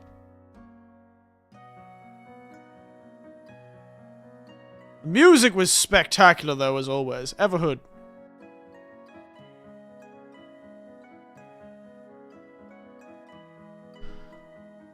Truly, it was a really spectacular game. I remember being so good. Like music was so amazing.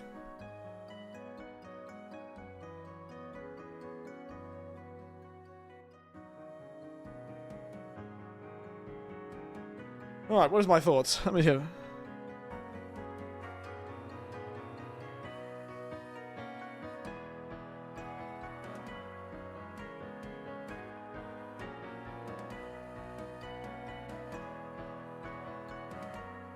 Okay, come on. A lucky clover, yeah. Come on, start talking about your thoughts.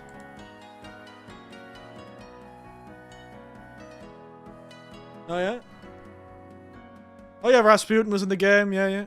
I'm reminding myself of what I had.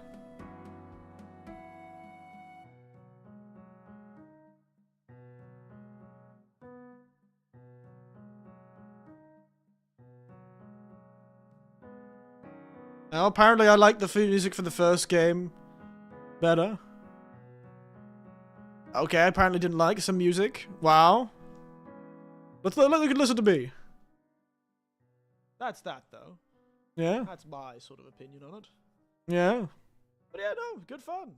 Next time I'll stream, who knows, probably tomorrow? Yeah, it'll be tomorrow, probably. I like how I'm pretending I'm going to end the stream. This stream goes for another 20 minutes. I keep talking for another 20 minutes. Chatting before I start deciding another game. We could maybe decide the next game. Next time, maybe we should start that cat sign for like handsome ladies. But the hell am I talking about? If I could make a really the hell am I talking about? Old man, that would be so funny. I'm so tempted to try the Inzoi early access just for the sake of I kind of want to. Oh, we're talking about that goddamn Inzoi game that was like getting around at the time. The character creator that was like really specific that everyone really liked. Oh my goodness. Okay. Wow. Okay. Anyway, point is, better than most. I'll make it better than Cursed Digicam. Actually, you know, it'll be less than Alien Isolation, more than thing. Always a good time. Always a good time. I just don't remember that much. I forgot that was this year. I just don't remember that much. It clearly didn't leave a lasting impression like Everhood 1 did. But it was good. I remember the music being really nice, but the music's always nice. The story was less... I felt like the story was a little less impactful. Generally, I don't remember the story this time, but it was funny that Moist Critical was there, and Rasputin was there, and Carl Jung was there, and everyone was a mushroom. I've forgotten what the storyline was for that game. We were like traveling around. There was a slime woman, a sexy slime lady, and I kept saying, as my father always used to say, never trust a sexy slime lady. Very funny. I was very funny. Point is, it was a good time. I'm going to put it in B just because it didn't... I'm actually going to move back down to top B because I don't actually remember that much. I remember me liking it, but I don't remember anything else, so I'm going to put it there. I don't even remember I played it this year. I don't even remember I played it. I didn't remember. It's such a good game, which is a shame that I don't remember anything, because it clearly just didn't stick with me for some reason this time. Maybe I was drunk the whole time. Maybe every time I was playing Everhood, I was wildly inebriated. Maybe that's it. Maybe that's why. Crazy that I played that this year, Everhood 2. There you go. God, it feels like this year has been such a quick blending. Everything's just been mashed together, hasn't it? I've almost been in this, a couple more months and I've been in this new apartment for over a year. It feels like I've been here for way longer. I love this place. We've got this goddamn... Oh my goodness. This year was a weird mash. It's like 2 eras. The first 3 months. Then I moved apartments. and the next thing, and those feel like 2 separate years. But then the things I did in those first 3 months don't feel like they happened this year at all. I think it's because of that. I moved apartments, and that was a big change. Moved apartments, and I moved workplaces. Same company, different workplace, so... Oh my goodness. Same thing, different workplace. Oh my goodness. This year was crazy. Oops, sorry. Smacked the microphone. Alright. Let's move to the Oblivion Challenge. Don't know why I did this to myself. I really made myself suffer with this one, didn't I? Really made myself suffer with this one, didn't I? The old Oblivion Challenge. I don't know. It's because the Oblivion remaster came out, didn't it? And I decided to use the Game Pass for the first time. Nope. It was Fatal Frame, then the Oblivion remaster. Fatal Frame, then the Oblivion remaster. But yeah. So just after Fatal Frame. But during my Monster Hunter time, I played Everhood and Digicam. Then I played Fatal Frame.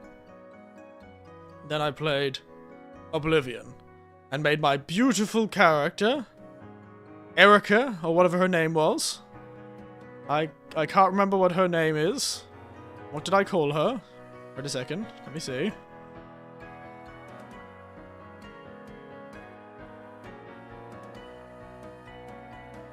She was beautiful. I remember she was extremely beautiful. We loved to see her.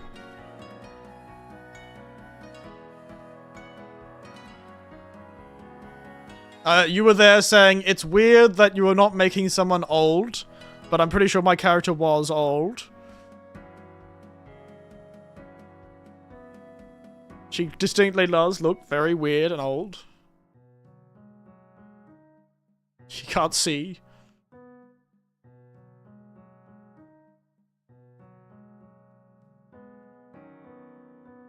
Beautiful. What was her name? What did I name her?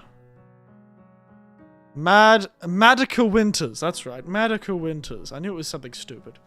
But yeah, the challenge run of Madoka Winters, where we played only the Shivering Isles DLC at level 1 on a higher difficulty. We did end up installing a mod which balanced the difficulties a bit, because the difficulty levels, but you would go from too easy to unbelievably difficult. So instead, I went and used one of the mods which made it go from too easy to tough, instead of unbelievably difficult. We did install a mod in the end because it was just ridiculous how tough. Even then, we got our ass kicked all the time. But eventually, we did manage to get pretty strong. I remember.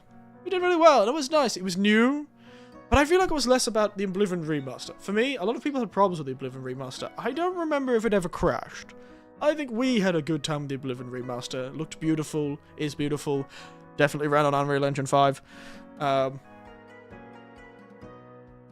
And it was a nice time. I heard that if you didn't just do what I did and immediately go to the Shivering Isles DLC, it was a lot more difficult. But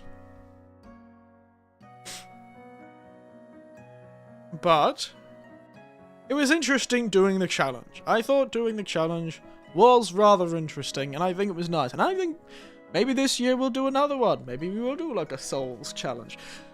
Didn't we 2 years ago? We did the Dark Souls randomizer, didn't we? Dark Souls 3 randomizer. Like Fogwall randomizer, where we would teleport around. That was a nice challenge. Maybe we should do something like that. Maybe like an Elden Ring randomizer challenge or something like that. So I can't believe Elden Ring's DLC was like last year. That's crazy. Not last year. Last year. We're not quite the new year yet. But like the Elden Ring DLC. I can't believe that wasn't this year. I can't believe that was last year. That's crazy. Time flies, man. I'm gonna turn to dust before I know it. Ah, Kinitsugami, my love. Sorry.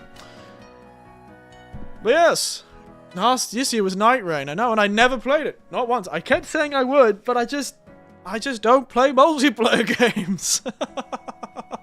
I sometimes played them with my nephews, but my nephews didn't even play it.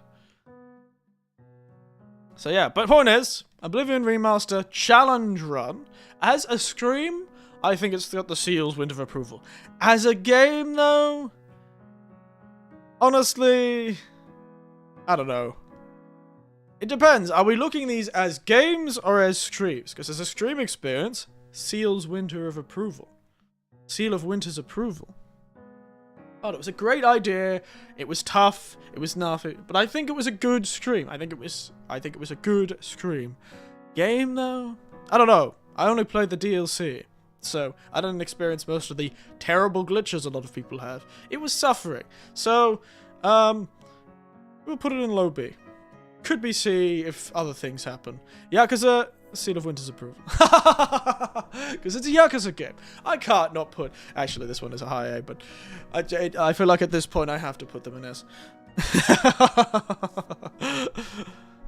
Yeah, it's hard. Oblivion 1 is hard. Oblivion 1 is hard. Yeah, I kind of want to put it in C. But it was good. They did improve a lot of the problems that the original thing... I have things to say about Yakuza 2. Oh, do you? Alright, we'll put it back down. Put it back down. Let's go. Let's hear it, mate. Come on. Yakuza 2. How do we feel about Yakuza 2?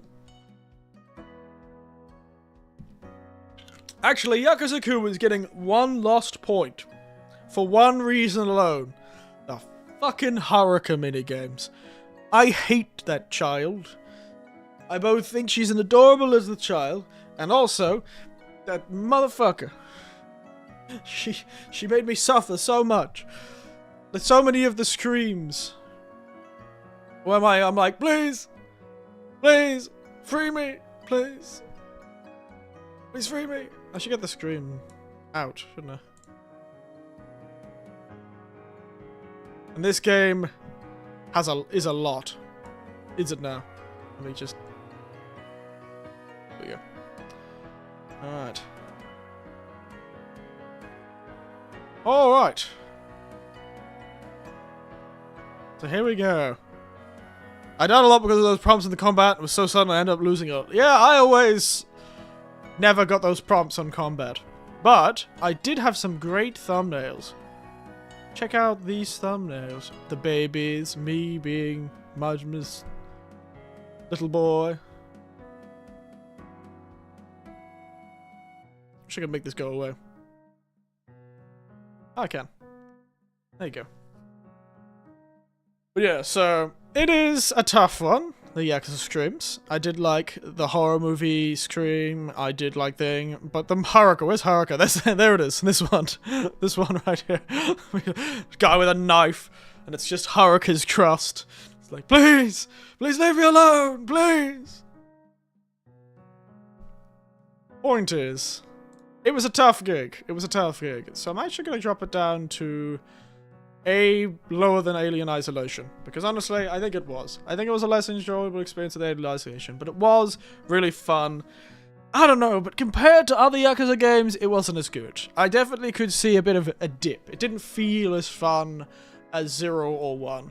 It still surprises me that the prequel made further on in the future was such a good game. 0 was such a spectacular game.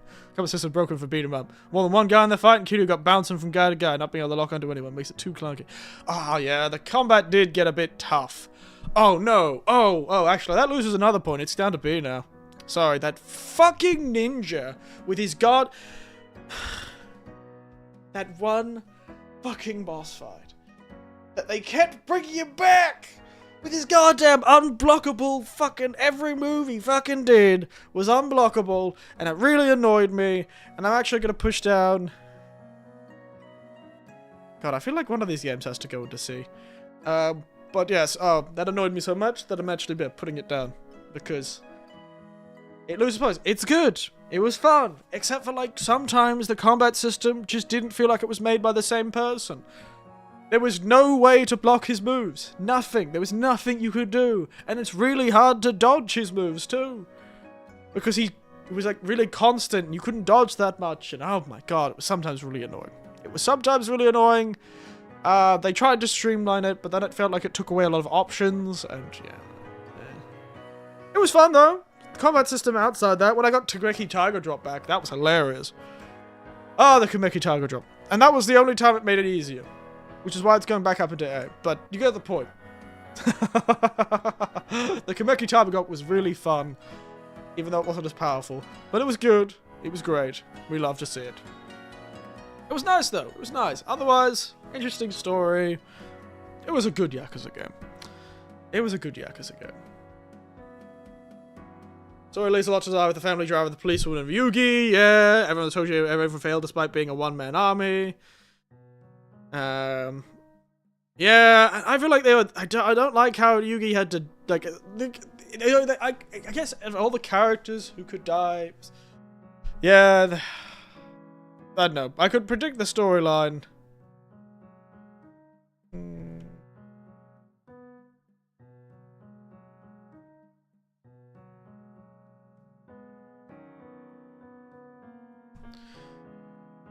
But it's... yeah. It's...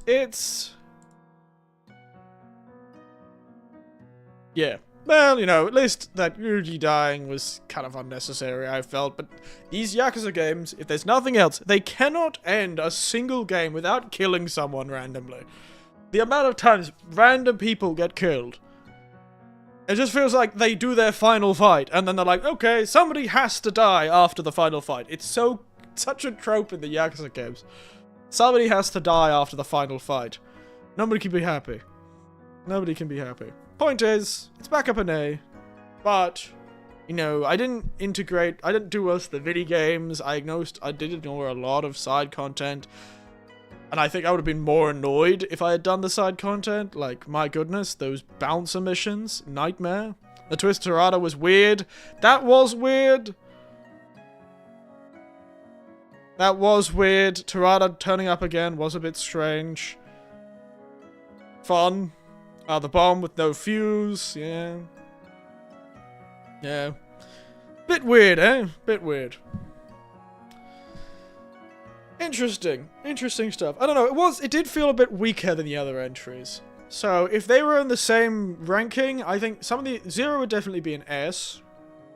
1 and the other Like a Dragon game that I played would probably be high A. Maybe 1 would even get to S, because it was kind of fun. I did like how much of an absolute nightmare person Fishki was. He was such an awful person. Like, my god. And also the random death at the end, I didn't really need that. Don't know why that woman got shot at the end, except to make that poor child an orphan. I guess in many things it was an improvement over 1, but in some aspects it felt kind of weak. It just felt weak together, because it felt so much like it was trying to capture 0 in a weird way. I don't know, both the Kiwami games have had that problem of seeming to try to capture what made 0 successful. But it's kind of weird. It's kind of weird. Kind of weird.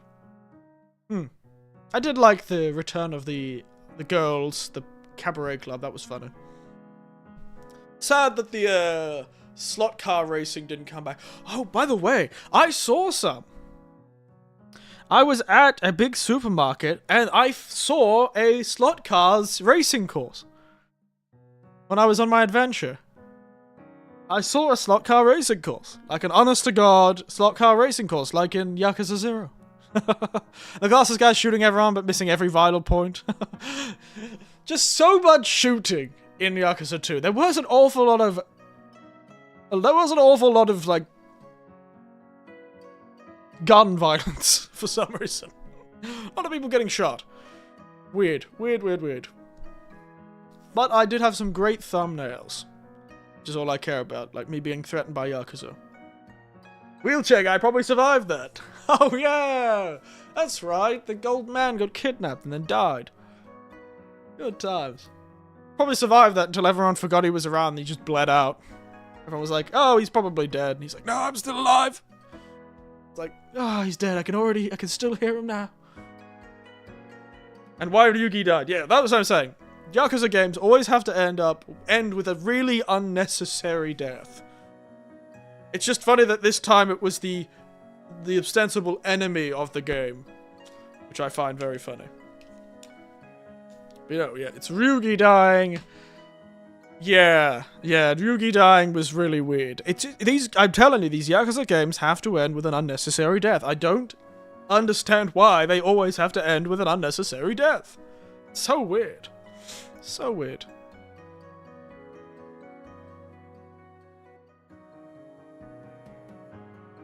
So weird.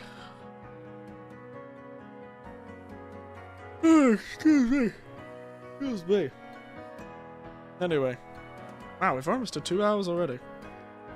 Let's move to the second Fatal Frame game. Fatal Frame 2. You gotta press on the final fight, because no matter how life you have, you always fail to press the QT in time and you die. The QTs were a bit rough. But, you know, I just avoided moves that had them. Or just didn't bother with them. I've always been pretty good at QTs. But let's move on from Yakuza 0. As much as we could keep talking about Yakuza 2 Kiwami. And I'm sure how much we'll talk about Yakuza 3 Kiwami when it comes out. We've got to do other things.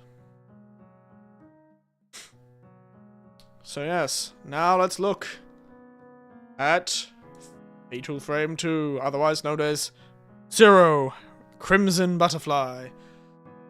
Zero Akai Cho. Or something like that.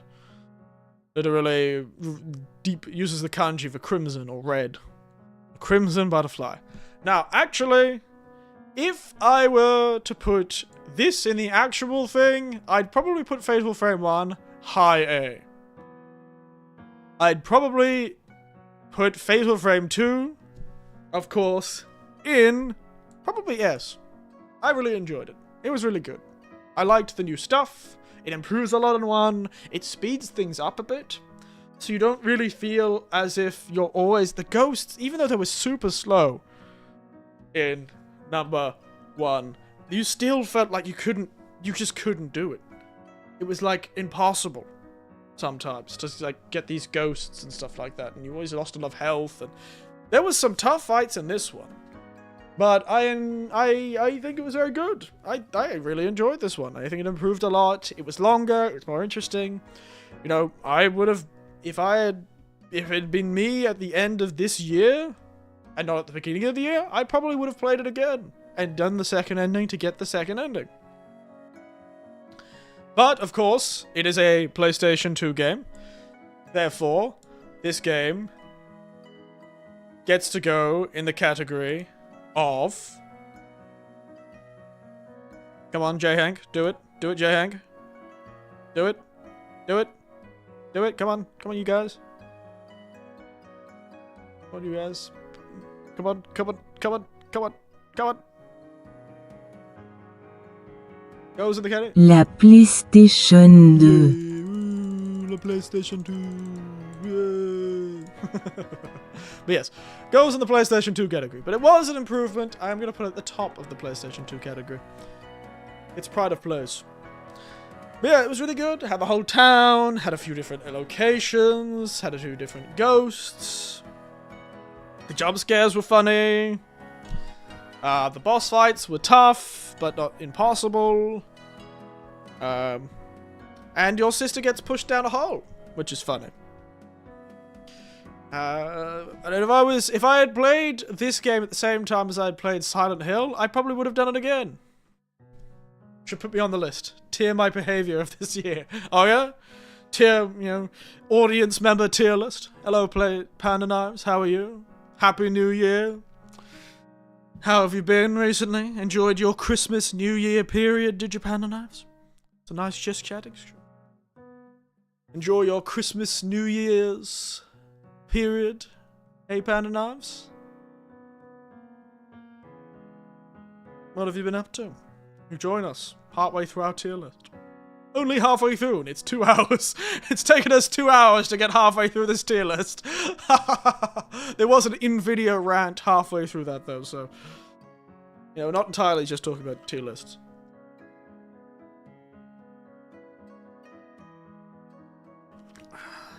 What was your top game of the year, Pen Lives? What was your...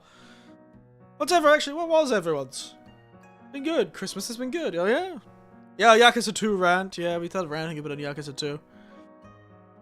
But hey, everyone, what's everyone's game of the year? What is your personal game of the year? And what's your personal game of the year? And also, what's your personal favorite stream of the year? J. Hank said he liked the Fatal Frame 2 streams, and Fatal Frame 2 generally is very good. You gotta see when I share the tier list. Oh yeah. Fair enough. Fair enough. Yeah, what's everyone's favorite stream of the year? Because For like streams, I really enjoyed the Oblivion stream because it was such a good concept. It was pure suffering, but it was, I feel like, good concept, you know? Yeah, so let us see them. But yeah, so Fatal Frame 2 was just a Fatal Frame 1, but just better. I don't know if I'm going to play Fatal Frame 3 this year. Probably not. Well, I might. Depends if I don't have anything to do. So we'll see. But otherwise, I'll probably focus on other PlayStation 2 games if I'm going to play any PlayStation 2 games this year. I'll focus on other ones. Probably still stay in the Japanese sphere of things. And I've already got a few games getting ready. I'm already getting ready to do a few games. Like, I might buy Clair Obscur and actually play that this year. We might play some Clair Obscur this year. Don't know when. I don't know if I should play it in this sale and play it for January, because Neo 3 comes out in February, and I really want to play that game. I really want to play that when it comes out, because I really love the Neo games. So maybe... And I don't think I'm going to be able to finish Clair Obscur in a month. So... It'll be hard to say. We'll see.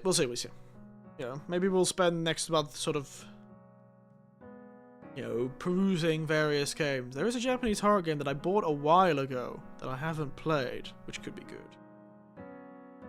Yeah, we'll see. Anyway, yeah. So yeah, it was good. I really enjoyed Fatal Frame 2. I liked its monsters better. I liked its vibes better. I liked its combat better. The combat was way better. It felt like way less frustrating. Still a bit tough sometimes. There were some annoying ghosts. That I couldn't quite figure out the timing on, but... Otherwise, I think it was good. Alright, Little Nightmares 2.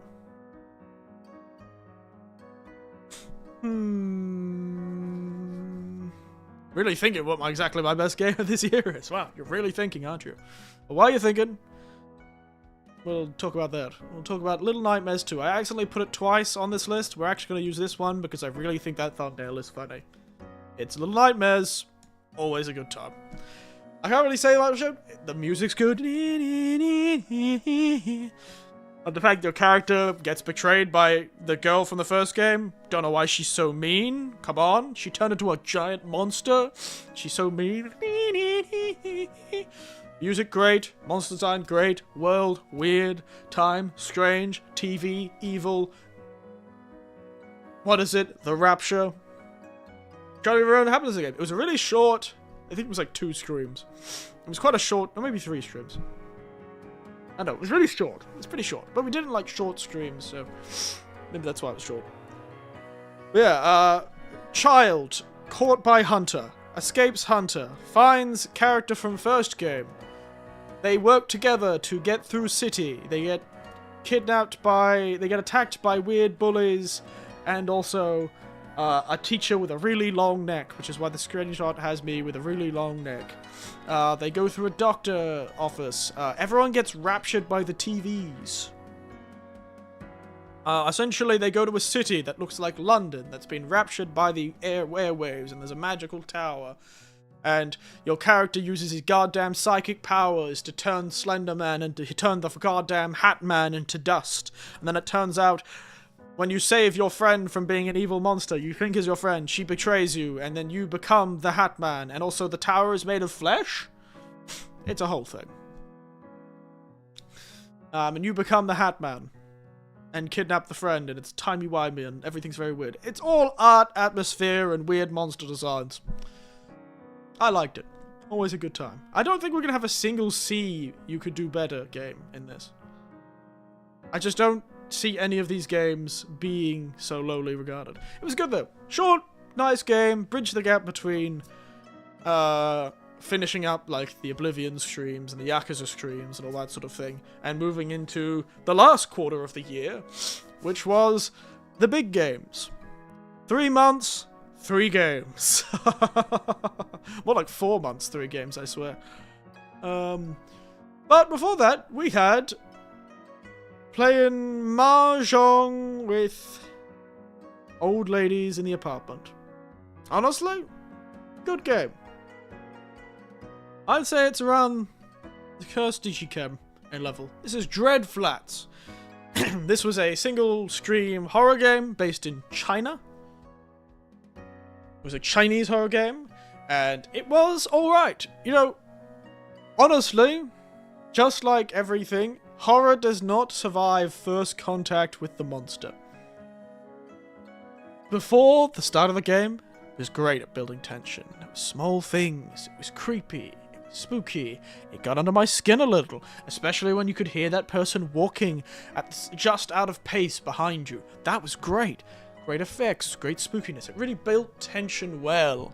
A few jump scares were a bit obvious, but I felt it really built creepy tension well, especially with the person walking behind you.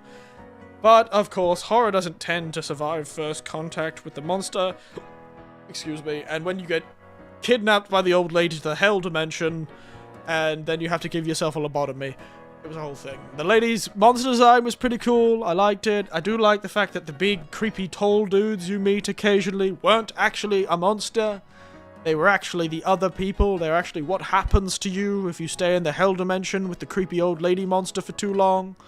I did like how it was like the old lady monster was more like an old lady pretending to be an old lady, and like it was like a monster that's jaw was like underneath what would look like the human jaw, but it was actually the face was like the top of its head. So it looked like it was like a false head. Really cool. Interesting. You say Doom the Dark Ages? I destroyed that game? Nice. I was gonna play that game on Game Pass, but I ended up not doing it. Maybe I'll do that this year. Maybe this year. Maybe have my own action game to play, eh? That could be good. Change the pace. Yeah, I enjoyed it. It did, yeah, get a bit weak in the second half with the actual hiding from the monster part, mostly because it kind of was difficult to tell what we needed to do. Excuse me. But yeah, it was fun. You give yourself a lobotomy. It's a good time. A nice, short, sweet, good game. That's why it's in better than most. I don't think I played any bad games this year. Did I? I'm wondering if last year's Scream even would have had... Did I give any games? Why do I have giant sunglasses? What the hell am I doing in that Scream? The hell am I doing here? The hell am I doing? Give me a moment, I'm just gonna click on this stream, see if I can secure it for upload.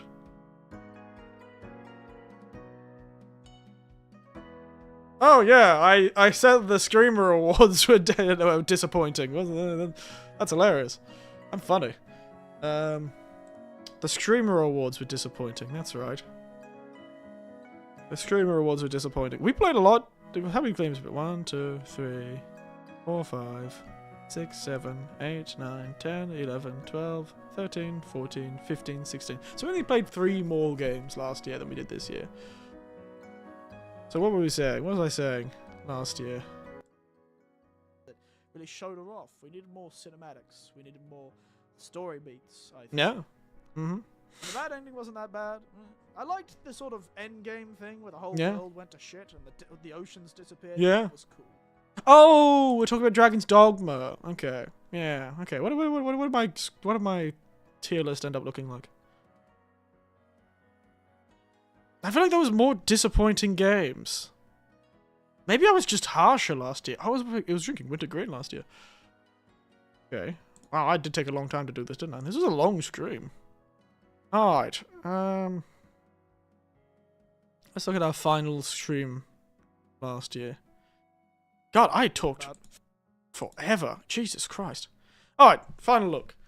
So, Seal of Winter's approval was Kinitsugami, Dark Souls, of course, Elden Ring, of course, and the sort of Doom streams that we played.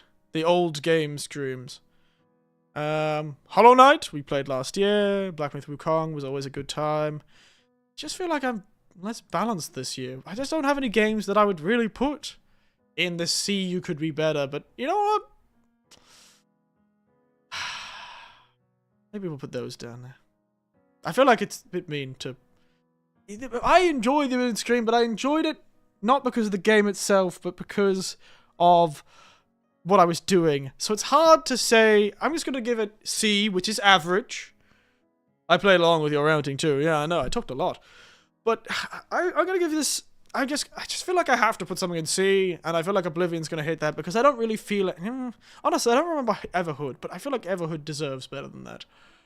But these horror games were normal. Oh, God, it's so hard. Should I say C is just average? Average? No, B is average in this case, so... Yeah, there's just nothing I would put in C. There's nothing I would say would be better, but the Oblivion remaster could be better just because it looks really good. And it ran really well, so I had no problems with it. You know what? I might put the horror game Curse Digicam down there. Honestly, yeah, it was average. I think it wasn't the best of its horror game compatriots. You know what? That's final point. That's the one that goes in C. And I'm honestly gonna put Little Nightmares. I already put Little Nightmares there. Sorry, I forgot I got a second Little Nightmares because it's really hard to get rid of these things. Alright, yeah, okay. Okay, I see what I did. Interesting, interesting. I do like how I'm not angry, I'm just disappointed. I will put Borderlands 4 on PC. Yeah. Anyway, we'll get to that. Hollow Knight, Silksong. Same with Hollow Knight. I'm gonna put it in A. With the same reasoning as A. I don't like Metroidvanias that much, but I really enjoyed this game. It's not like top. It's gonna be really funny if Monster Hunter Wilds is the only thing I've put in S rank this year. That's hilarious. I might just move Alien Isolation up for the fun of it. But Alien Isolation's not that perfect. Its last act really dragged on. But, oh, of course, we've got another one. We'll put these in. Yeah, so that's more what it would look like. That's more what it would look like, probably. Actually, probably more look like this. But... I don't remember Everhood that much. I just don't remember it at all. I really should be putting it so high if I don't remember it, but, you know. PS2 didn't last that long. No, I'm just more saying that this is what it looks like if I weren't to put the PS2 tier. But the PS2 tier is a real tier, so don't worry. Don't worry, I'm not changing things. Alright, so, yes. What did I put up? Yes, Silksong. Silksong was a spectacular game. I just don't personally like the format that much, but I felt that this one... God, some of this one. I don't know why they were so obsessed with... It could have been an S if they didn't have so many moments where I was just unbelievably frustrated. And maybe that's not their fault. Maybe that's a skill issue.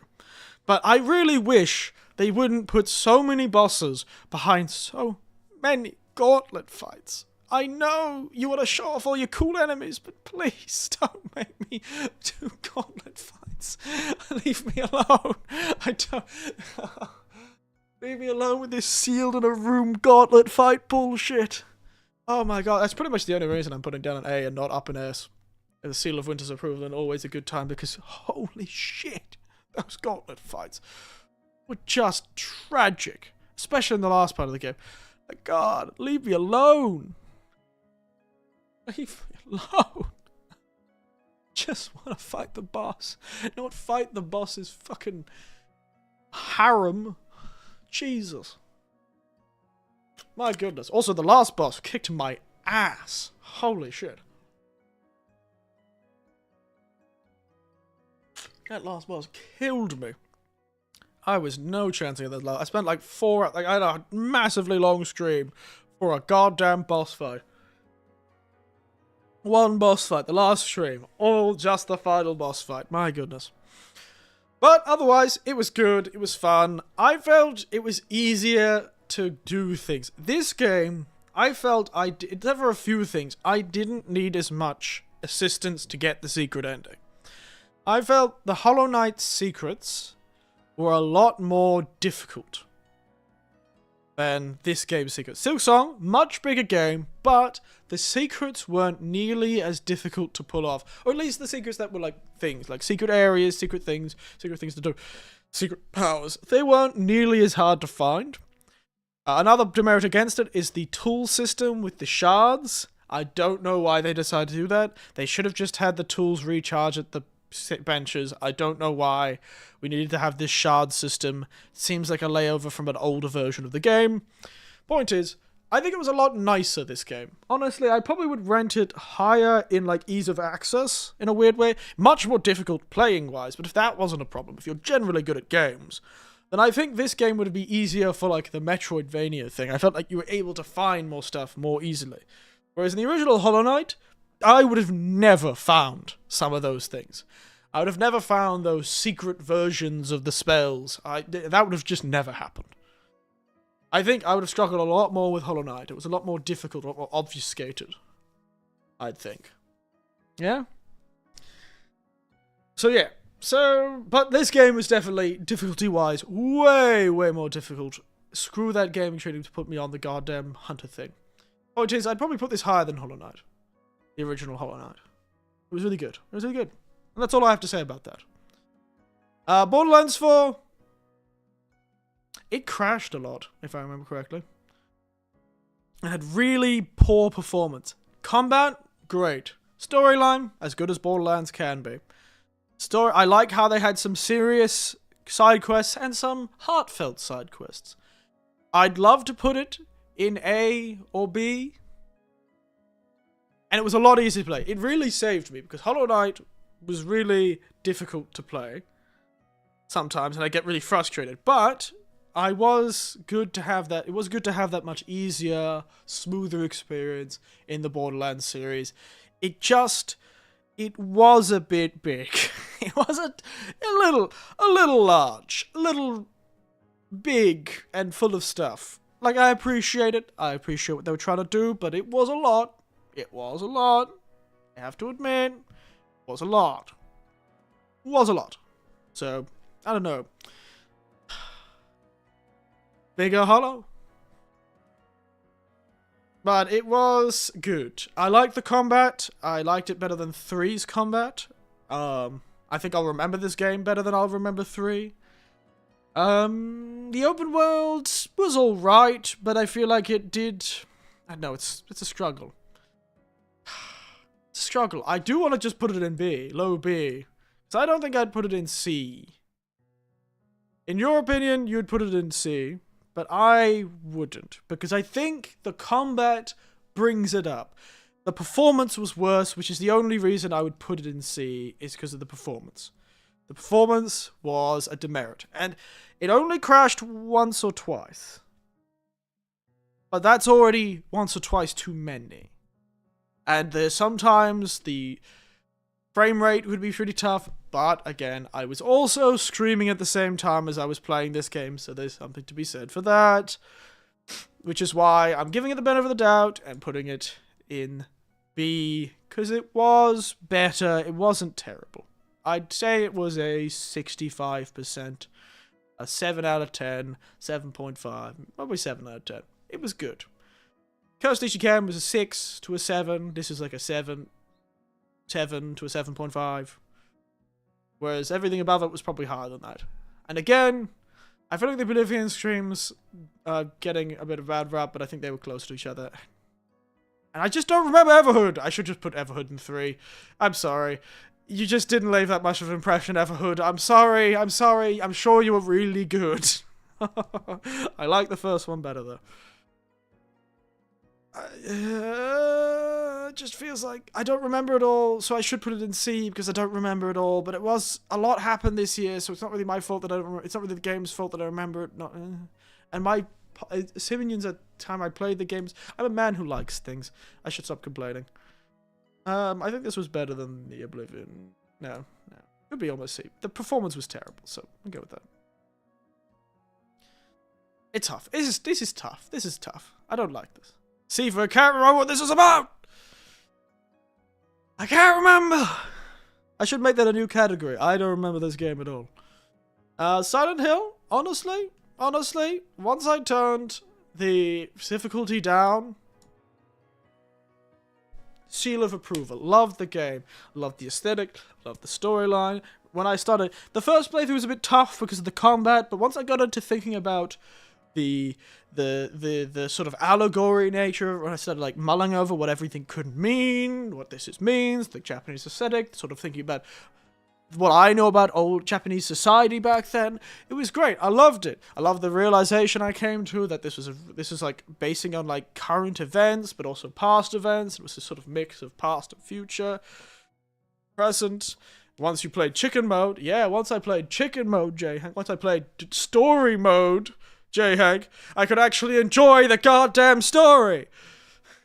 The combat in this game should not have been that frustrating, because frustration is not what a horror game wants you to feel. It wants you to feel disgusted and grossed out and scared. Games 2 Woke has story mode. But I enjoyed it. I really enjoyed it.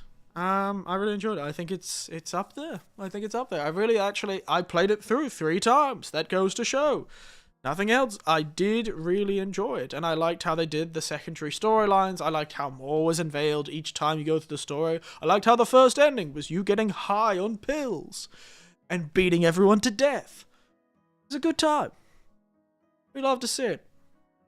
But, Yulu, story mode, it's just, the combat thought it was something. That's the only demerit I'd give to it, and the only reason I would put it down to A rank was that the combat really thought it had something going. Can't imagine how much I have seen that sentence with F. Really? Game 2 Woke? I really enjoyed how they looked. And also, the voice actor of Hinako playing the game was really funny. And probably one of the best pieces of media to come out of video game this year was her playing the Silent Hill games. It was hilarious. I like the puzzles, and I'm sure Lost on the Fog difficulty would have been fine. But God, the combat really thought it was something. And I'm only giving it S tier because I enjoyed the storyline so much that I'm okay with the combat being a bit shit. But I do like how they realized it, because there was no easy and normal. There was easy and hard. And yes, the combat in hard was hard. It was a slog. It was annoying. It was frustrating. It was no fun. And, you know, I barely remember previous Silent Hill games, but I remember previous Silent Hill games, you didn't do combat that much. And the games were slower and more difficult, so combat was more difficult. But I don't think it really captured the correct feeling, because the combat in this game felt more like a skill check, which made it feel like it was more like your fault that you kept getting hit. But sometimes, it just sucked to fight monsters. I never wanted to fight those weird little running monsters because they were way faster than me. So, frankly, if I didn't play it 2 more times and overwrote the first playthrough with really good experiences in the second and third playthrough, I think this would have probably ended up in A, maybe even B. But because I just enjoyed the game and was able to get into the game and enjoy the aesthetic and the feeling and the story, it actually brought itself back. I did, funnily enough, while I was suffering through that first playthrough, I saw a YouTube short of a YouTuber that had the exact same opinion as me. I was playing it, and he said, when I turned the difficulty down, this game was amazing. This game is amazing, now the difficulty is down. Because it was adding nothing except frustration. It didn't make you feel worried and scared. Because that's not what this game should have tried to do. This game shouldn't have tried to recreate that old Silent Hill feeling with that sort of really tough combat. And because those games, you don't really have combat. You don't really fight that much. Because that's not the point. Like, they should have just leaned a lot more into the atmosphere and the disgust of the monsters. You know? It just felt like the combat was trying to be fancy and actually like an action game. But that didn't match the rest. It was like in stark contrast from the rest. Point is, I'm keeping it in just because I enjoyed the second 2 playthroughs, second and third playthroughs so much. First playthrough was good. And I think it was a good way to play it. I think it is good to suffer through that first playthrough. And then have this sort of like, I know everything feeling. Yeah? I think I did it well.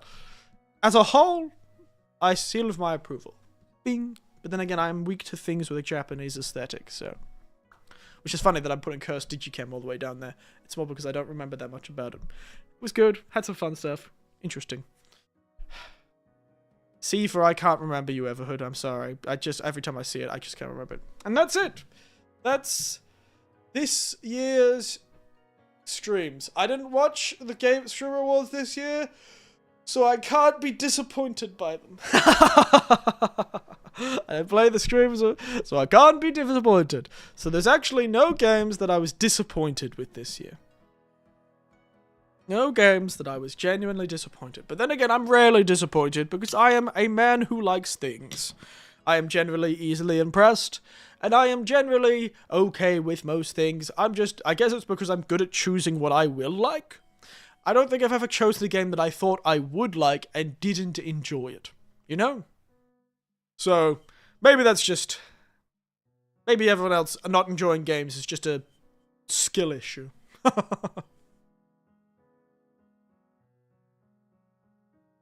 You're disappointed at Nintendo as a company. Yes, I'm disappointed in the Nintendo Switch 2. As a concept, yes. I haven't played any Nintendo games this year. No Nintendo this year. That's right. No Nintendo. Did I play Nintendo last year? I don't think I did.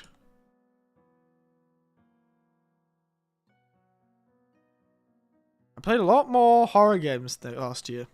A lot of small horror games. I really should play some more small horror games, shouldn't I? I really should play some more of these small horror games. That was great. Oh, God. Cosmology of Kyoto. What a weird, weird game. Mouthwashing was last year. Yeah, no, I enjoyed it. I feel like maybe beginning of this year, we should, like, fill it up with just some weird small games. Maybe 1 or 2 stream games for the first month of this year. I don't know. I don't think I'm ready to play another long game like Clair Obscura. Maybe when summer vacation rolls about, we'll pop into Clair Obscura, eh? So maybe mid next year or something. I don't know. We'll see. But yeah, we did play a lot of nice horror games last year, and most of them sat at better than most, or C, you could do better. But I think that's because in comparison to some of the horror games this year, they were worse. Like, goddamn. I like how none of the horror games from the Felix's Art guys get to the Seal of Winter's approval. Because I don't, for some reason, see them as they are... I guess I don't see them as... I guess that's weird. I feel like Cosmology of Kyoto was better than that. Oh well. I guess I just... When there is more game, it's hard to give these tiny games a higher... I always find it hard to give these tiny horror games a higher rank in my... all my things because of the because of their shortness and their sort of, maybe I should be giving them higher ranks, but it doesn't matter. Hello Rise, you join us. Tiering this game's year. The games of this year. Yes, tiering this game's year. That's a sentence. I just had a stroke or something. Jesus. I just woke up. Oh, nice. Well, Merry Christmas and Happy New Year. How about, do you have a favorite game of the year? Or perhaps a favorite stream you watched of mine? That's what we're asking everyone who comes in. So yes. You have a favorite game or a favorite game of the year? Favorite stream I've done? Either or, it's okay. But yes, so this is the thing. In the PlayStation 2/S category, we have La PlayStation 2, the category La PlayStation 2 with the 2 PlayStation games. Probably an S, probably seal of approval and always a good time, or maybe even better than most. And of course we have Monster Hunter and Seal of Winter's approval. La PlayStation 2. La PlayStation 2. Unfortunately, I don't have the automatic on and off thing because that takes a... Hollow Knight, the girl. Silksong? Yeah? Down here, Crut exposed. I used my favorite thumbnails instead of the usable thumbnails. Because I did some great... Not the PlayStation again? Yeah, it's a whole category this year. Because I played 2 PlayStation 2 games. But I would say this, yeah, Seal of Winter's approval this game would be in that category. And this one would be in this category or this category. But yeah, always a good time. Silksong, Alien Isolation, Yakuza 2, but Yakuza 2 could end up dropping down. Honestly, I might put Little Nightmares 2 down, actually. We're moving it down. Sorry, Little Nightmares.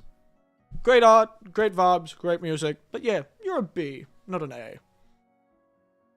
And the only reason Everhood, even though I seemed extremely positive about Everhood 2 when I played it, I could not remember what I felt about the game, or generally anything about the game at all, except for its music was good, and it was really hard. And Cursed Digicam was Cursed Digicam. It's a good game. It's good. Honestly, Borderlands only sits there in that category because I feel like it was good for me, but I know it could have been improved. It had a lot of performance issues that could have been better. And the world was a bit wig, and it did feel like it dragged on a bit, but that may be my fault for doing such short streams. Oh, Little Nightmare, yeah. Little Nightmare 2. I played it. It was good. It was good. The Oblivion Challenge was good, but the game itself was so-so. Dreadflats was nice, built great tension. Second half could have been better. Ghost Digicam was just good. It was such an Unreal Engine 5 nightmare.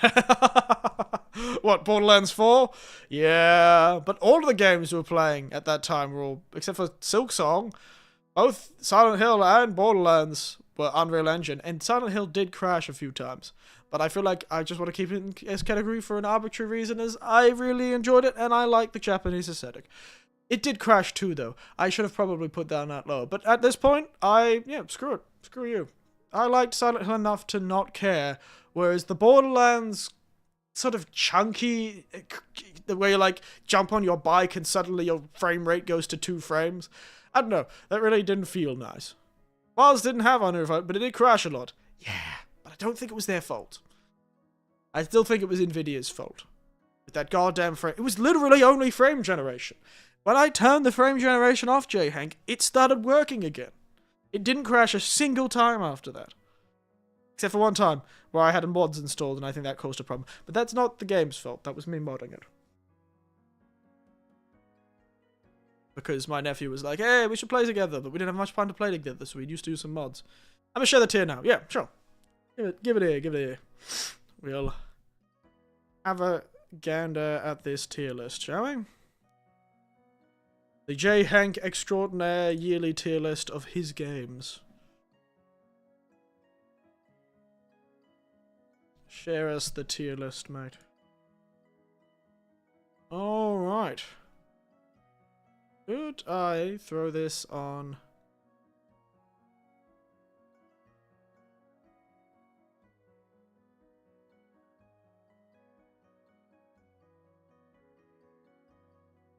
Alright.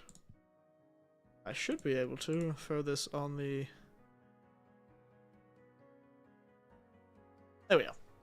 Nice. That's this year's games or last year's game? This is this year's games. This is this year's games that we played on stream. I could have played way more. This is this year's games. The games we played on stream this year. There's about 3 games that I played off stream this year, but I won't put these on this tier list. Even though I think I did last year put them on the tier list, because I don't remember all the games I played this year. To be honest, I don't remember all of them. One of them is Ghost of Yotei. It'd probably be in Seal of Winter's approval. Probably S. It's just such a beautiful game. Music. Game. There were a few points in the storyline where I disagreed with how they wrote the storyline, but ultimately, it had made me care enough that I actually cared when the storyline didn't go the way I wanted, which is pretty rare for me. Me disagreeing with the writing on, like, a personal level is pretty unusual. It did elicit a response, which was nice. So I was like, ooh, I wouldn't have written it like that. I feel like that kind of, like, lessens the impact of this. I was, like, actually analyzing the storyline, which is rare for me. I don't usually do that much. So it was nice. I liked it. I think it was Seal of Winter's approval. Ghosts of Yotei. I think that Fox and Girl game. Oh yeah? That's your big one for this year? See, I'm trying to think of other games, because I played Avowed. Avowed was so-so. I'd probably put that in better than most. It was meh. Maybe even C could be better. Did I play anything else on the Game Pass? Like I did play something on the Game Pass. Can't remember. Does Xbox tell me what games are? Oh, so you mean Silent Hill F? Oh yes, Silent Hills. Yes, yes. That's the game. That's Silent Hill F is this one. This one here. I just used my favorite thumbnail. Jesus, I've got so many windows. Play history. Wu Chang, Fallen Feathers. I played off stream. Yeah, that was also so-so. I really didn't play many games off stream, did I? I really streamed it. I streamed most of the games I played. I also did play the Elden Ring mod, the Convergence mod for Elden Ring. That was good. I really enjoyed that. God, what else did I play?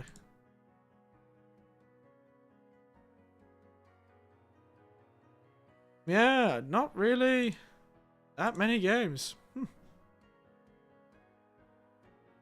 Alright.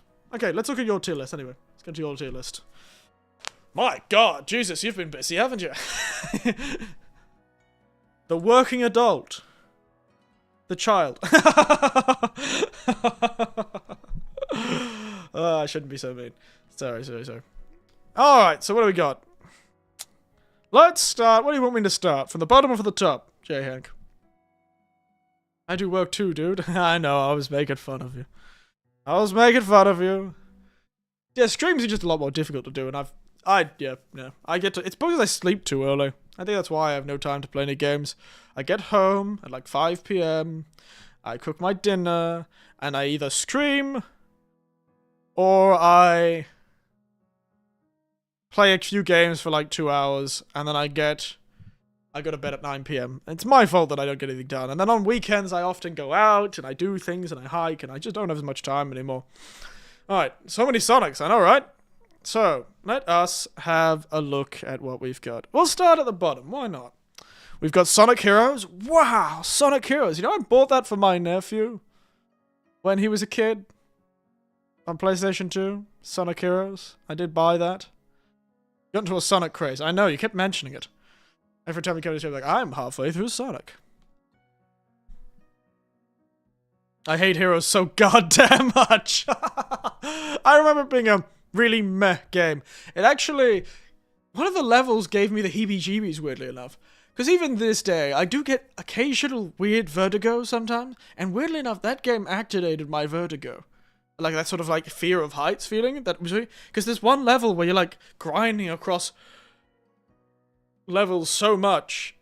And it's like no ground the whole time. It's just grind. I don't know why that set me off so much. My nephew hated it.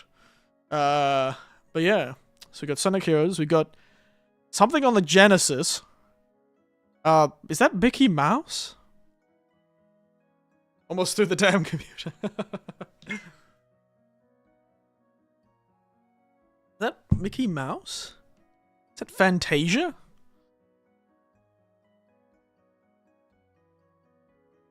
The hell is that? Fantasia or something? Yes, it was an hour-long, boring experience. Fair enough. It's on the Genesis. We've got more Sonic games. You've played so many Sonic games. Sonic Blast, Sonic the Hedgehog, and Sonic 2. I feel like Valhalla doesn't deserve to be there. I disagree with that. Valhalla was good. Valhalla was a great game. Valhalla was nice. Really? Valhalla's down there with Sonic Heroes? And Sonic 2? Really? I feel like Valhalla deserves a bit more than that, J. Hank. Let me just disagree with you with that one. I feel like Valhalla was a good game.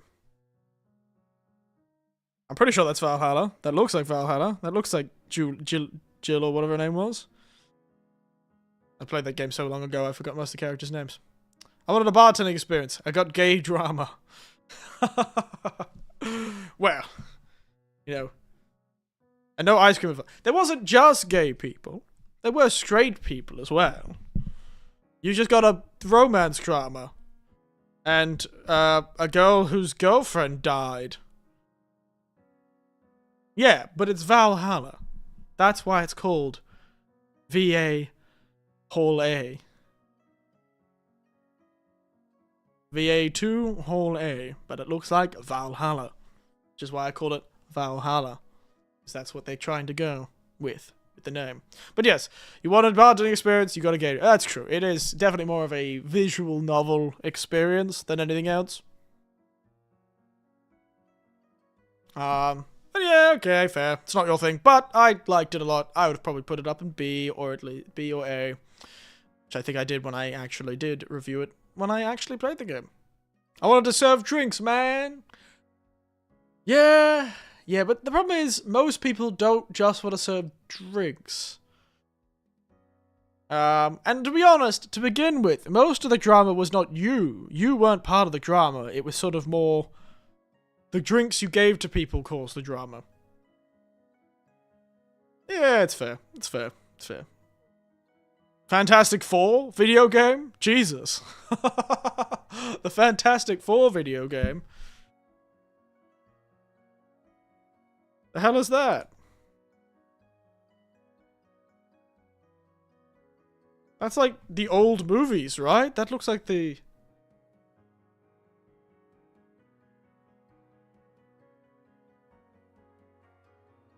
That's like the older movies. Like the 2005 one? That looks like the 2005 one. Game... The thing is, it's the first chapter with the security falling out is great. The second chapter threw a ball for me. Yeah?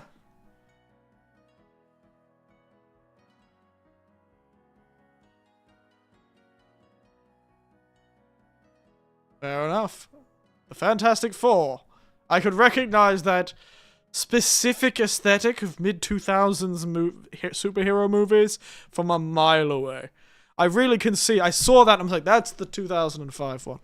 That's the one from the old games where you had like the Spider-Man adaptations as well. That were kind of funny actually. The Spider-Man PlayStation games were pretty funny actually, so give it to them, but I could tell that goddamn movie poster from a mile away. A C? So it was passable, eh? It was a passable video game, was it? Final 2 is a great game. I know, right? Very funny. I'm gonna die. Point is, it's passable, was it? The old Fantastic Four game. It surprises me, to be entirely honest. It does surprise me. I got what I came for. Fair enough. I assume that's the same with Doki Doki Literature Club. You played a weirdly large amount of games. I assume you had already been spoiled for Doki Doki Literature Club, right? Like, you already knew what the game was about. You knew it was a visual novel, a la Valhalla. A bit more visual novel than bartending. Like, I guess, did you know what were you getting to with that game? Because I'm not playing, the only reason I haven't and probably will never play Doki Doki Literature Club is because of the fact I kind of know, I know the twist. I know the twist. I've seen the twist. And I can't pretend I don't know the twist. Because, you know, I know the twist. The internet spoiled it, unfortunately. So, sorry. I don't know what you want. Yeah, Doki Doki Literature. BDC when it came out, found the Monica character interesting. Oh, okay. So you actually enjoyed it. So you did you know, though, that is the plus version? Ah. I don't know what they could have added to that, Kim, but alright. Is there other endings? Can you save the characters? Did you, like, know what you were getting to? Like, did you know everything about the game? Did you know the twist? I feel like I should zoom in on this goddamn picture.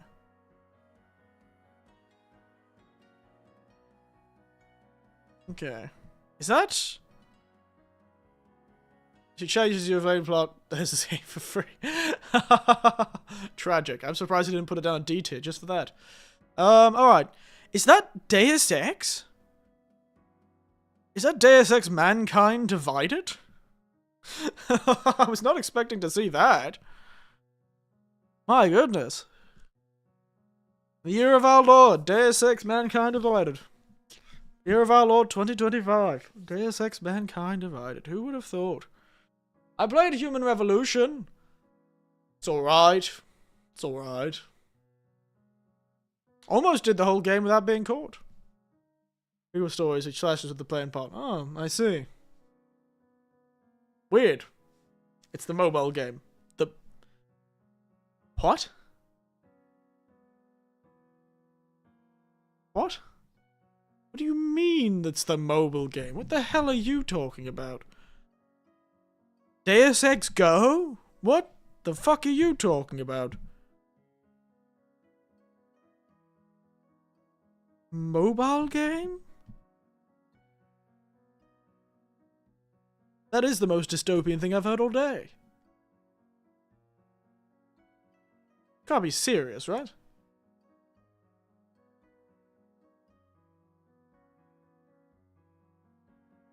It's out in the Play Store right now. Deus Ex Go. Oh, you're not kidding. Wow. They are desperate, aren't they?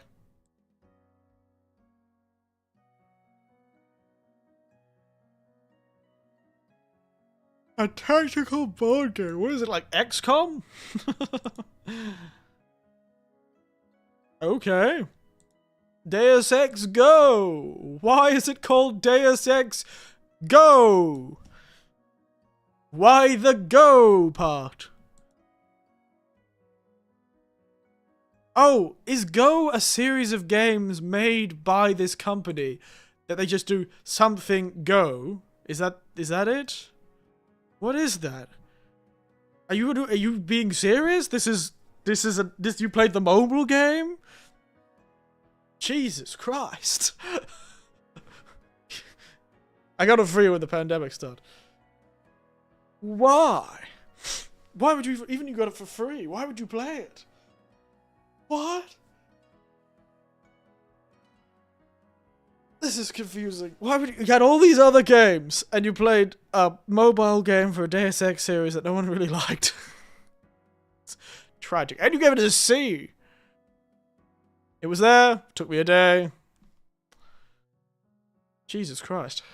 I don't know. It just feels like there's some sort of moral wrongness for it being in C. Anyway.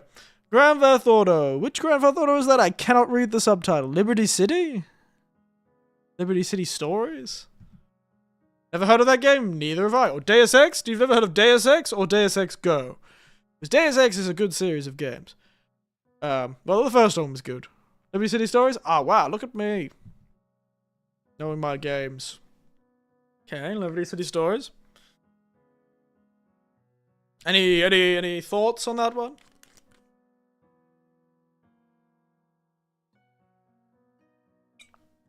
Any thoughts on Liberty City Stories? It's not quite Liberty City. It's not quite, it's one of those games that came out to reuse assets, isn't it?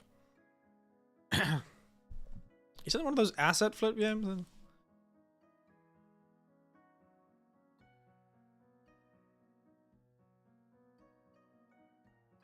City Stories.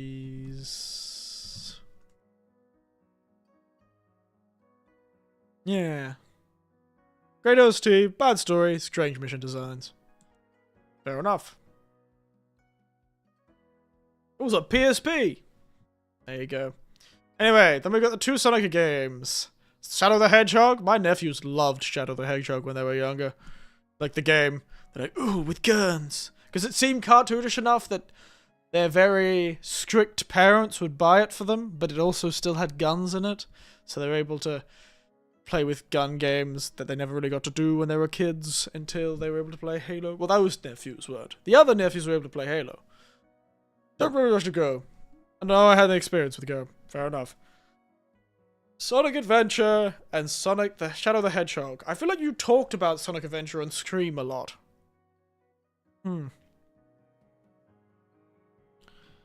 Jesus Christ, you have so many games. So many games. I can see some funny... I find it funny that one of these Sonic games is so high. One of the Sonic games does not feel like it should be somewhere up here, but I'm not going to talk about that till we get the...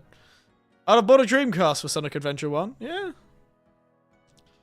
If you could get a Dreamcast. I'm surprised you put them down in C. I thought they'd be higher. I thought at least Shadow the Hedgehog would be higher, but maybe it's still as bad as... Is Sonic 06 here? That would be really funny. Sonic 06, S rank.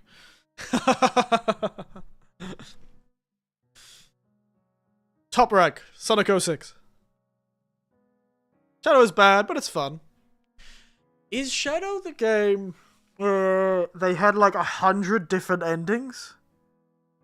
Is that the one that had so many different endings? Like a bad movie that makes you laugh. Maria! 300 plus. Thought so. Because like, the idea is each mission you could choose to do good or bad, or something like that. And the more good you did would force you into like a series of missions. Like if it would be like parallel lines all running in a row, and if you did good, you go up a line. If you did bad, you go down a line, and if you were neutral, you go forward a line. And each of those would be like a different series of missions, and God, ambitious, ambitious, ambitious. Now, what is this? What is this piano-looking game? That looks like a piano. I feel like I'm just going to assume you enjoyed the Sonic game, unless you have anything special to talk about. Ignore that. Okay, Jesus.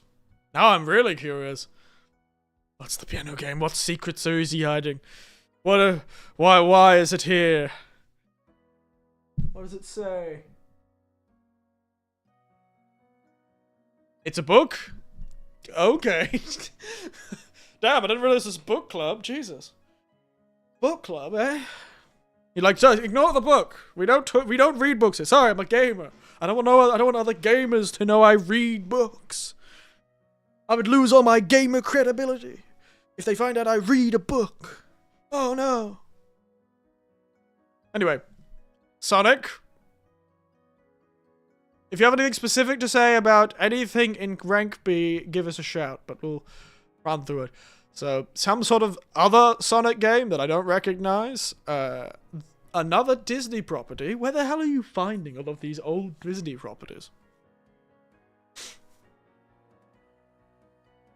Where are you finding all these old Disney properties? Seriously.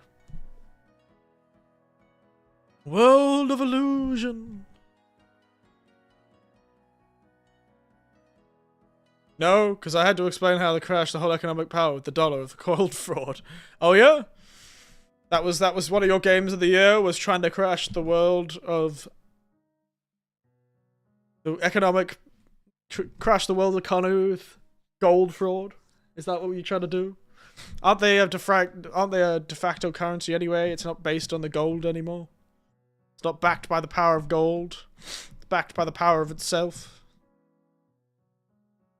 World of Illusion Saga. That's what the book's about. Oh. Just crashing the whole economic system with the power of gold fraud. Oh. Sega Genesis, another Sega game. World of Illusions. Actually, that looks quite pretty, to be honest. Looks like a pretty little game. I love the old pixel graphics, eh? How was World of Illusion and its friend? Those are all Sonic mods. What? Sonic mods? You mean this thing here? Down the bottom? This is a Sonic mod? I see. Wait. World Illusion is a Sonic mod? No, that'd be really funny. World Illusion's a Sonic mod? Turn Sonic into Mickey Mouse? Anyway. So, Sonic mods. Oh, I see. Okay. I see. So much Sonic. How are these two Disney games? We'll do them at the same time. Any thoughts on the two Disney games? World of Illusion and Castle? We are Sonic mods. We are Sonic mods?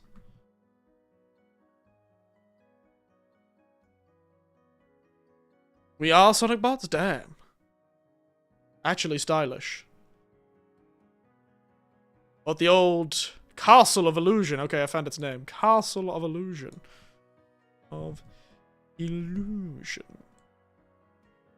Okay.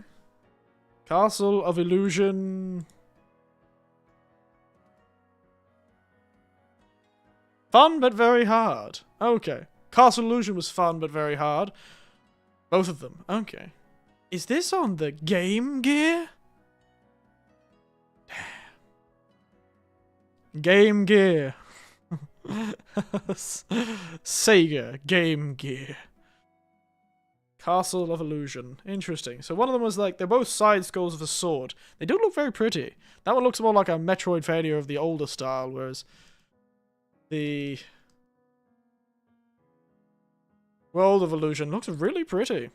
Yeah, very fun, but very hard. Interesting.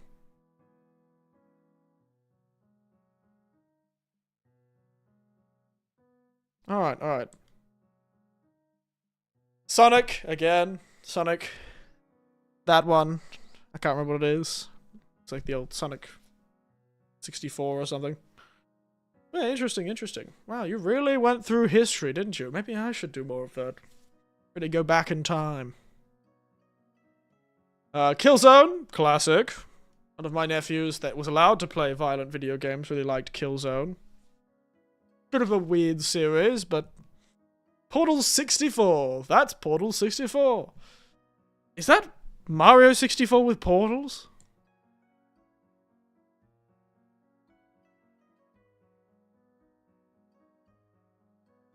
Oh, the impossible port.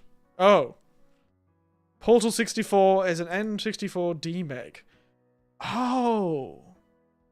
I see. An N64 DMEG. I see, I see. Portal 64. I see. Very cute. Very cute. Some guys ported stages of Portal onto the N64, yeah, and then it was, of course, attacked by both Nintendo and probably Valve. I'd imagine. Yeah, the project depends on Nintendo's proprietary libraries. They have gone after it. That's what I thought. It was Nintendo, funnily enough.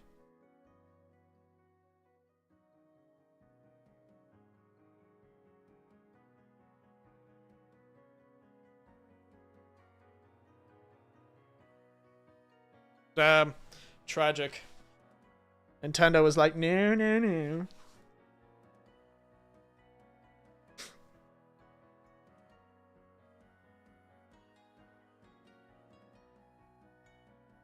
Uses Nintendo's proprietary library. Because a user, John at the end of 1984, and everyone they would like to see is an infringement of their copyright, and 64 is a fan project based on another IP, and Valve would be dragged into the case. There you go. Oh, it was Nintendo. I thought it would be Valve, but no, it's Nintendo. I thought it would be Valve just because it was their property. I didn't realize it was because you were using a Nintendo... They were using a Nintendo library, like a Nintendo engine.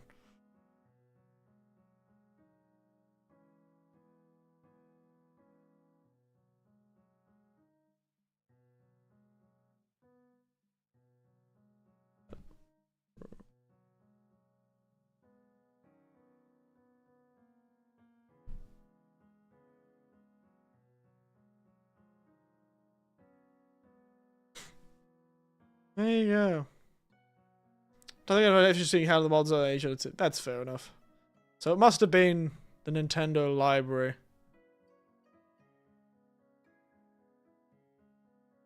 Interesting. Liberultra.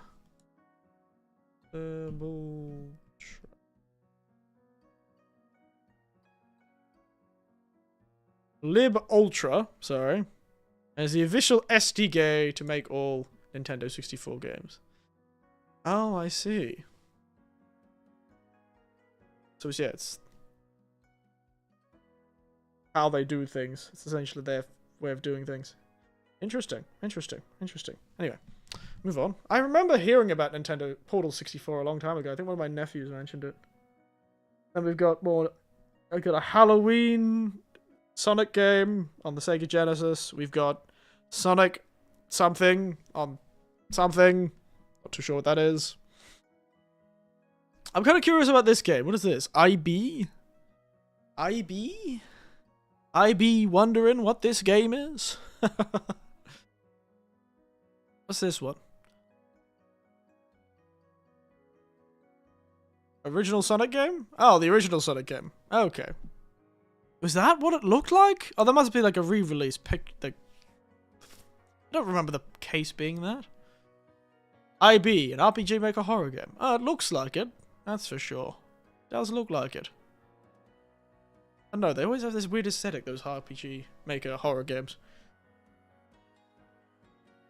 Looks a bit like that other game that people liked. Anyway. Goddamn. I'm really gonna... No, that's just how it looked like. Oh, it looked like that! Interesting. Maybe they did more with RPG Maker than most people do. Was it good? Champions of Norath. It was the 90s, man. I could have sworn it looked different. Maybe it was different in Australia. Maybe it was the cover was different in Australia.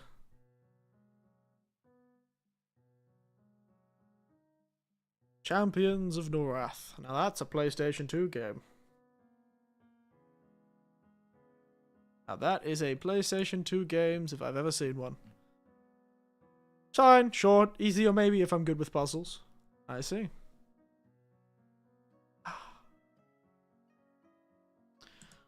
There's a lot of old PlayStation 2 games I think I would have enjoyed if I'd played it back then, or my nephews probably enjoyed it too, but, you know.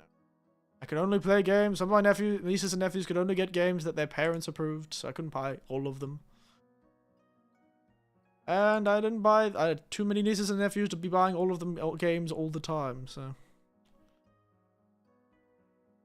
Interesting.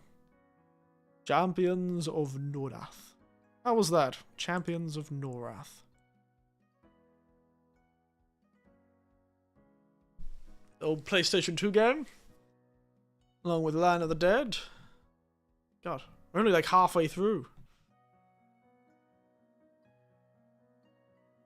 Oh, excuse me. I'm running out of water. All this talking. All this talking.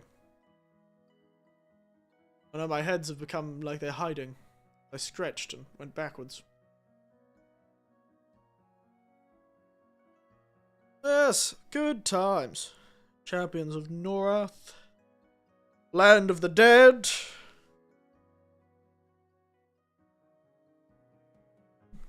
The normal Portal game. Hotline Miami. Sonic Gems, I remember that one. Devil something or other.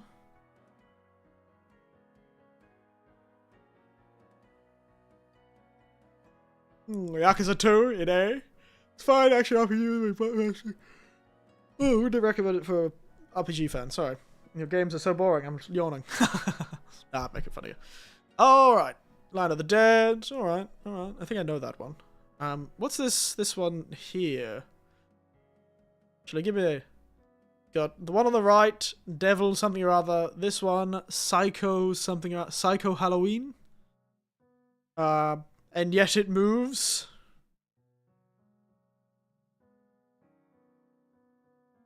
Shin Megami Tensei, Devil Summoner, Rhino Calzone versus the Soulless Army. Oh, okay. I see.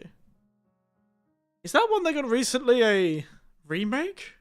Or something like that? Wasn't there a Shin Megami Tensei game that came out recently? That was... I feel like... Was it a remake or was it a new game?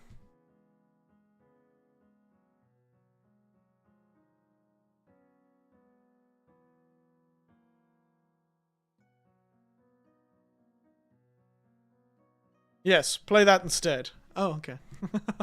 A remaster. So it was a remaster. It was like The Fellow. Raido, remastered, The Mystery of the Soulless Army. Yeah, the guy in the Meiji period police uniform. Or military uniform, sorry. Game is very rough, like you can't even imagine. Like the original game, you mean? This guy in his Meiji era Imperial Japanese uniform. Such a common motif. He looks like such a handsome boy that would be in like a shoujo, because for some reason a lot of shoujos really love that aesthetic of the guy in the old Meiji era uniform. Okay. Hotline Miami, I know. The original Portal. How do you like the original Portal? Ghost in the Shell. Didn't realize there was a game on that.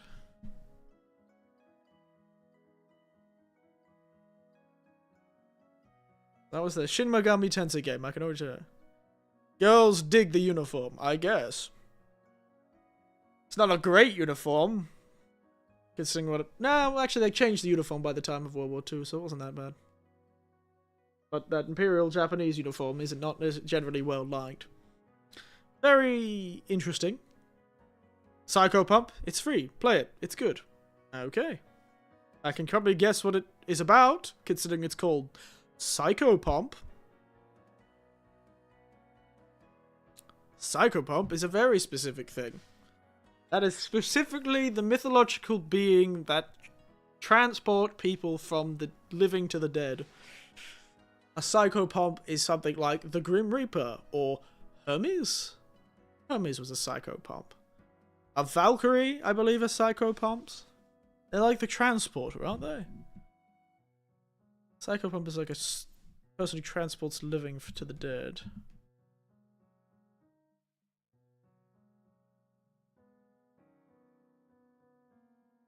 Yeah. A guide of souls. A psychopomp. You've got the Shinigami in Japanese mythology. You've got the Wuqiang. Heibai Wuqiang. Which is actually what the Wuqiang Fallen Feathers game is named after, because your character earned the nickname Heibai Wuqiang, meaning the white and black impermanence, which were the two deities of like escorting the dead to the underworld in Chinese mythology. Shiva in Hinduism. Bhadvakta Prana. Yamaduva, Vishnu, and Yama. So yeah, psychopomps. Transporters of the living the dead, so I can probably guess what that game is about. What is this And Yet It Moves game? I can read the rest of these. Kali and Hololive, yes. The classical form of the Grim Reaper.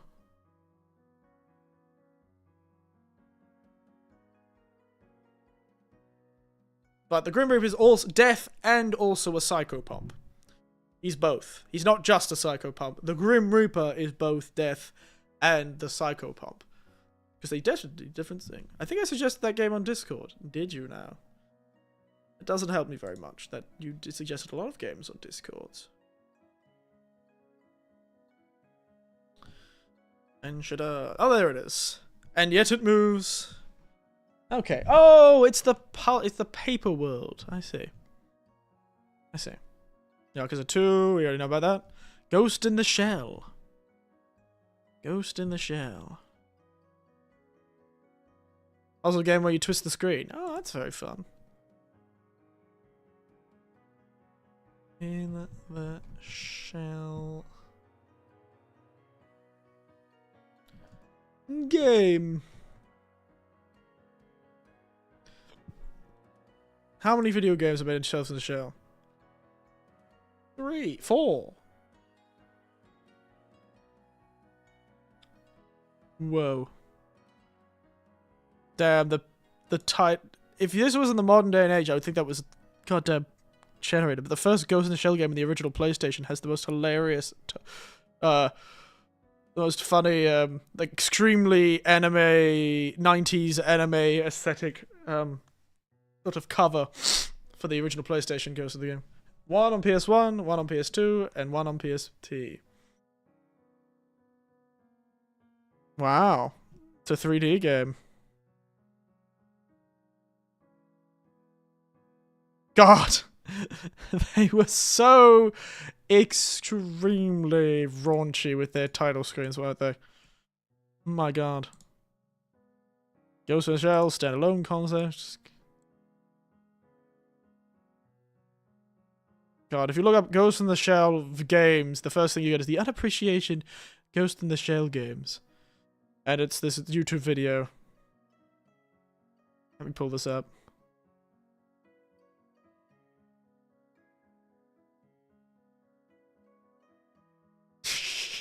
So this is the original Ghost in the Shell game. There you go. And this is the one that you were talking about, Standalone Complex. And then there's this goddamn image on this guy type's YouTube video. My god. My god. Oh, so did it have like animated? It probably had animated segments. That's pretty cool. Had like animated segments. That's fun. That's cute. That's cute. There it is. Ghost in the Shell.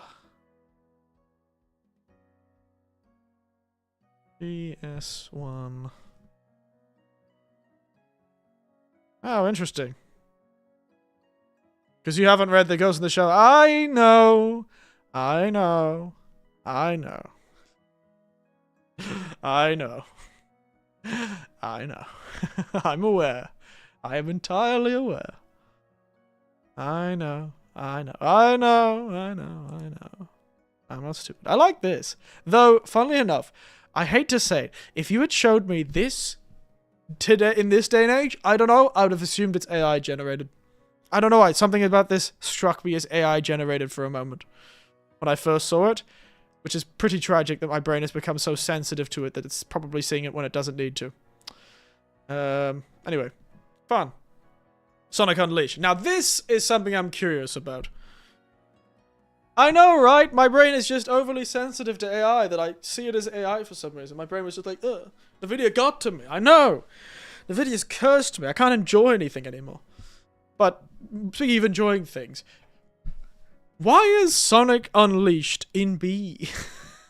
A lot of people did not like that game. So it is surprising that you put the werewolf, the double furry game, by the way.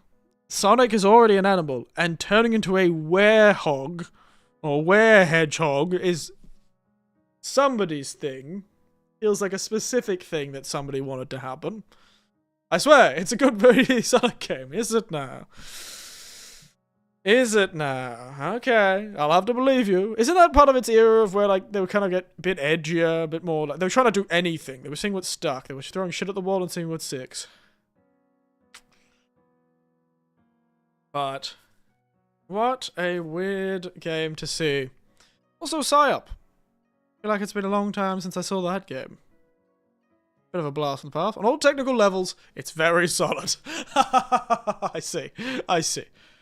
I haven't heard that. I've never played it, but I have seen that game before. Psyops. Well, my brain probably could compare it to Heroes. Yeah, that would do it. That would do it. Simpsons Hit and Run, though. Weirdly popular game. Weirdly popular game.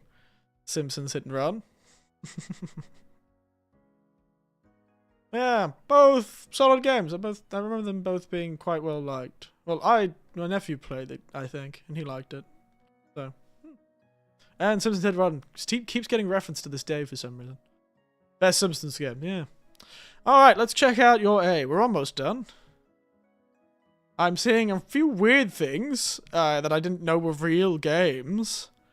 Max Steel, classic, classy. Classy, classy.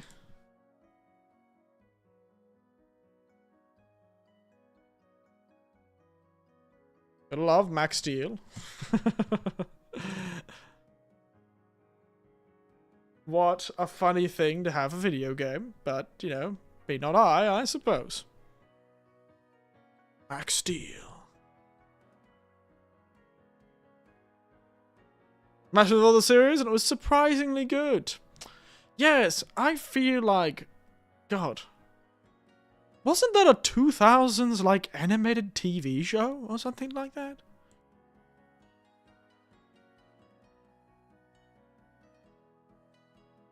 There was definitely a newer version. I feel like I saw a newer version of Max Steel recently. But yeah. Max Steel, don't have any games for any strange reason. Strange stuff. I remember seeing it somewhere. It must have been one of the ones that made it over to Australia. Yeah, it was like an old TV. It's a long time ago. It's just such a generic series, but ironically, because it was so generic, I somehow remembered it. Weirdly enough. I don't know why. It must be because I saw it recently. I went, that 3D, like, God, what is that other... What about the computer people? That everyone lives inside the computer.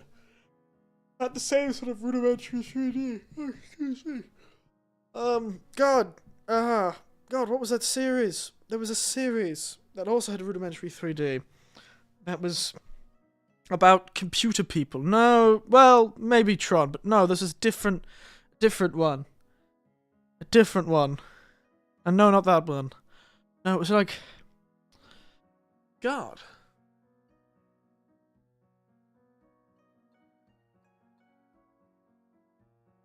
God, what was that series about? I'm gonna look up that. I'm gonna look up TV 3D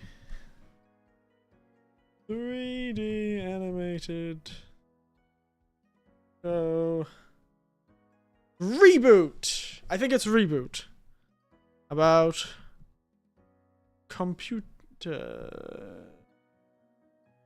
people. I think it was Reboot. I don't know why I know it so well, but I did read that. My nephew really liked it. Reboot. There it is. There it is. Reboot. Look at that awful animation. Oh my god. Jesus Christ. Their terror like T-posing. Hilarious. Mad stuff. Anyway. Max Steel. Donkey Kong Country, Stone Cold Classic. No need to talk about it. We all know Donkey Kong Country is Stone Cold Classic. Set some Donkey Kong Classic music. Donkey Kong Country music. I love Donkey Kong so much. I don't want to play it again, but I would recommend. I remember it.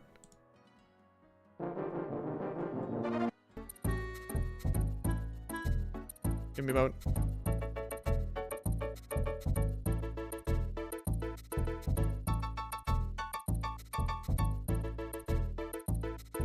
Change it.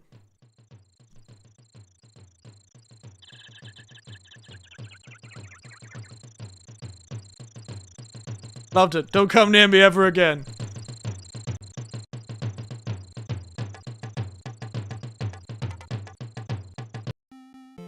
There it is. This is it.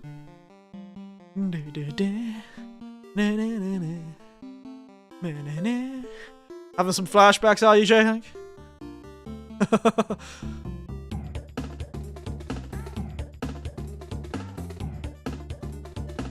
Okay, we'll stop it. Nintendo can hear the DMCA. It's probably fine for that for now. Alright. Let's turn the music back on. Alright, great times. Loved it. Samurai Champloo video game? There was a Samurai Champloo video game? Samurai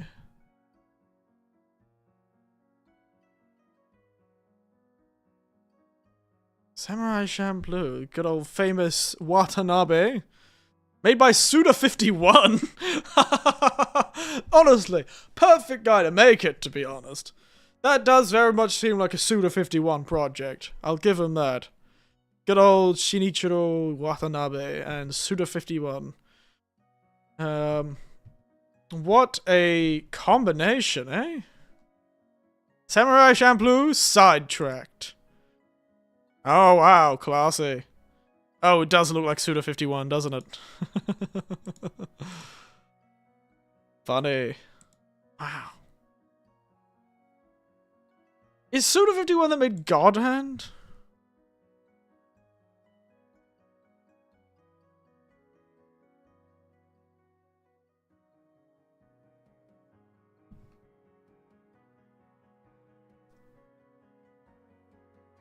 He did normal heroes and kill, a heap of other things. Wait. He made a Fatal Frame game? Wait, that can't be right. Google must be incorrect.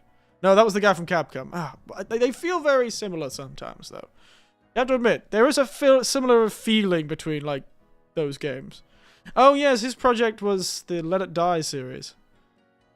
Let It Die series. He was a writer for a lot of things. He was an executive director for Let It Die, which I've never played, but seemed popular. Romeo is a Dead Man, seems fun. Killer 7, I remember that one. I do remember that one. He has a lot of weird stuff. Michigan, Report from Hell. Original plan, producer of Michigan, Report from Hell. Damn, Michigan catching some goddamn bullets with that one. Lollipop Chainsaw was Suda51's, wasn't it? Yeah, interesting. Fun. Anyway. Let's get back to this thing. Weird. Weird. Didn't realize who. Resident... What is... Oh, is that... What the hell is... I can't see the goddamn title of that game. But definitely the second word is evil. Should totally play Killer 7. I might think about it. There's definitely evil here. I don't know what's evil, but something's evil.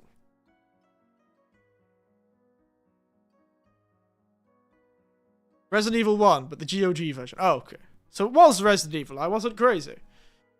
Then we've got some sort of Marvel Alliance or something.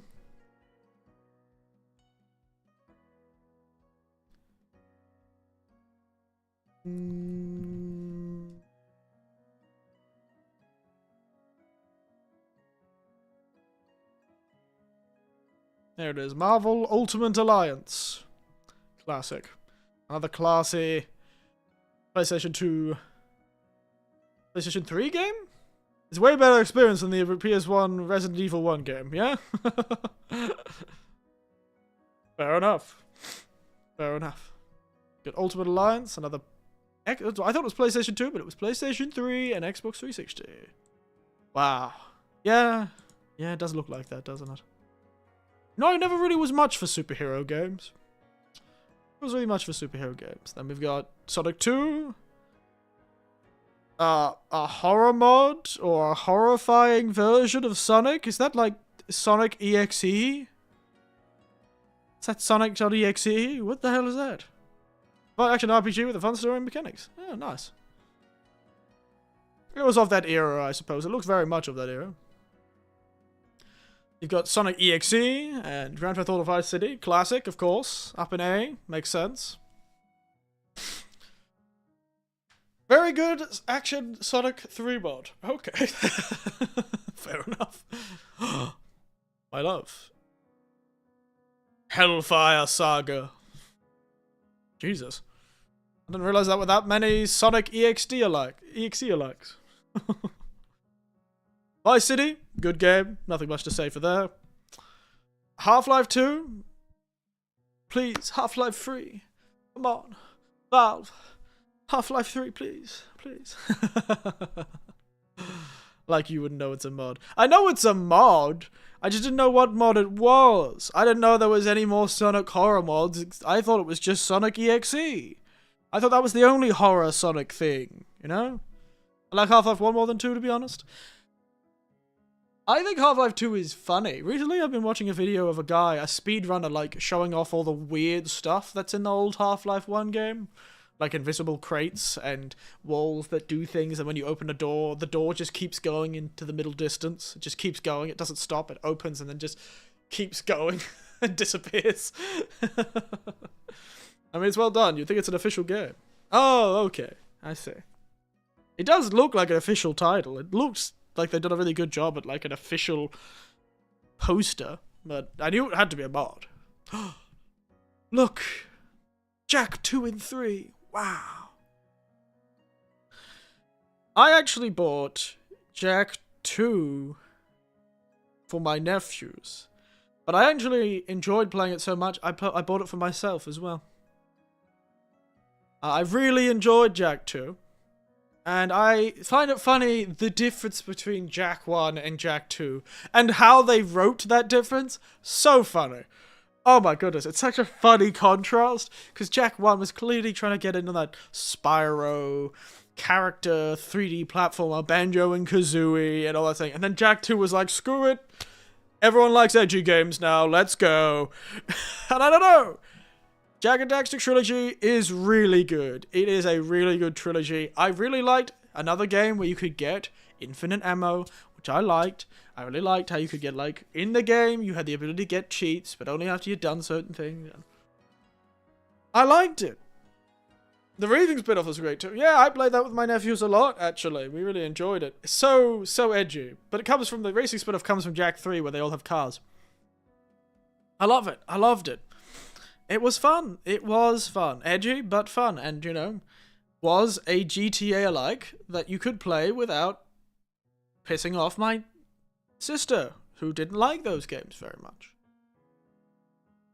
So I could play that with my niece and nephew because it was guns, taking cars, and violence, but it was all cartoonish and silly, so they didn't recognize it as the same as GTA, even though it was pretty much GTA in a fantasy world.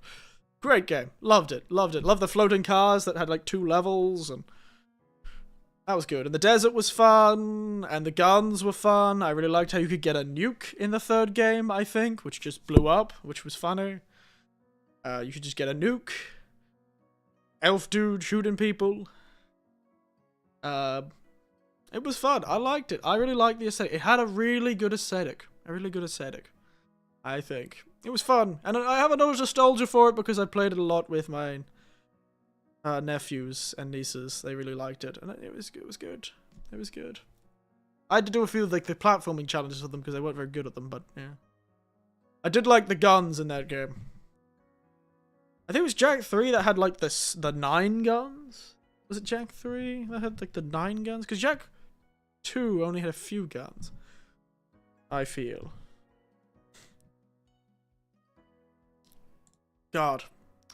Out of the Jak and Daxter or Ratchet and Clank, I was very much on the Jak and Daxter side of that. I was never much of a Ratchet and Clank guy, but maybe I should give it a chance. Alright, so yeah, you had like 9 guns. Maybe more than 9 guns. Yeah, 1, 2, 3, 4. Yeah. You had the shotgun, the blaster, and the rocket launcher. Or grenade launcher. You had the machine gun, the beam laser, I think, and something else. I can't remember what the last one was. Let's look it up. Alright. So yeah, there's a scatter gun, red. Default shotgun, shockwave, and grenade launcher. Interesting. Then you had the yellow weapons, which always sucked. The yellow weapons were always terrible. You had Dark Jak and Light Jak in Dark 3, yeah, too. The first one you just had Dark, the second one you had 3. You could go all, like, floaty and fly around, and you could do more platforming with the wings and double jump and stuff. Blaster was the machine gun, which I always didn't like. The laser beam. Ricochets off walls. Oh, no, that wasn't a laser beam. I was wrong. It was a ricochet gun, wasn't it? Yeah. I thought it was a laser beam. And then a drone launch mode. Sprays shots at any enemies below it. Make this hover in place. Oh, interesting.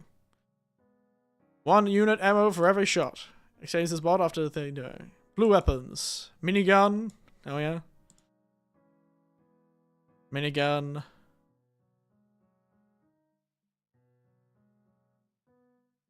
True up extremely envy. 1 blue ammo unit. Laser cannon. That's the laser. Yeah, that's the laser. Can be fired while spinning. Every moment is arc builders cost 1 ammo, but okay. And then homing laser. Oh, interesting. Then we had the charge cannon, anti-gravity generator, and the supernova. Stream if you want. Maybe, honestly. Maybe. That might be a good game to stream. They were fun. Oh, Silent Hill 4 The Room, and I remember you talking about these 2 games. The Shinto a Digital Frontier or something, and Silent Hill The Room. We talked about these games, if I remember correctly. We talked about these. So we don't need to talk about them now, because we talked about them. Now, 5 crowning achievements. 5 S-rank games. Digital Devil Saga. I'm moving on to the S rank. Yeah, because we already talked a lot about these games before in another stream. So let's move to these last 5 alternate games. The Bully series. Truly. Great choice. Spectacular series of games. Very funny. Extremely weird, but very funny. Sonic 3. Okay. Interesting. Interesting. I cannot see what that is. Omega Boost, something. And the Dune series. From the early 2000s. Amazing how accurate they are to the books. Oh, yes! Oh, my Jesus. You really... My God, you really... Jesus Christ. The Dune series.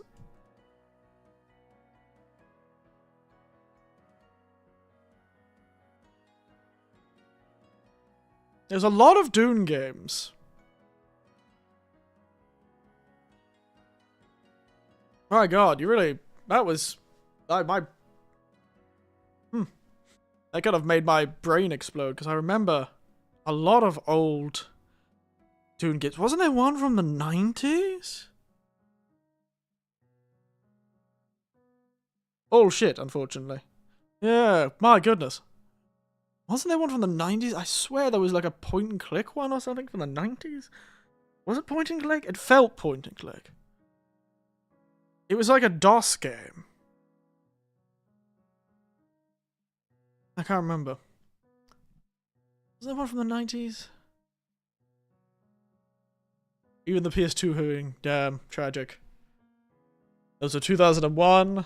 Is this the PS2 one? Yes, this is it. Frank Herbert's Dune. List of games based on Dune. Dune 1992. Dune 2. Which is the same year as the first Dune game? Dune 2, Battle for Arrakis. The first mainstream modern real-time strategy game. And established many credentials on the genre. I didn't realize it was so important. I think that's the one I might have played. God, that was a brain blast. Whoa! I don't think it was the original Dune 1992. It was Dune 2, which is the same year as Dune 1992. Games were fast back in the day. Jesus. Dune 2000 was Dune 2000. 2001 was Emperor Battle for Dune, was a real-time strategy game.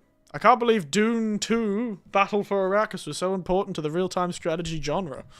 Jesus. Alright. There you go. So a Dune game. There you go. Frank Herbert's Dune. Yeah, that was a brave... Wow. That really sent me back. I played StarCraft, you know? I played Age of Empires. I played StarCraft. I played a lot of RTS games back in the day. I don't know why. And the other is Digital Devil Saga 2, which is the best Super Mario Tensei game next to Super Mario Tensei 3. I see. And Omega Boost. Look up Omega Boost. Beautiful. I thought it was something like that. No, it's a Gundam game. God, everyone wanted to make Armored Core, didn't they? Great poster. Great cover. Spectacular cover. Great dynamism to that poster. Panzer Dragoon, but in space with mechs. Omega Boost. That is a great dynamic poster. I love that poster. Spectacular.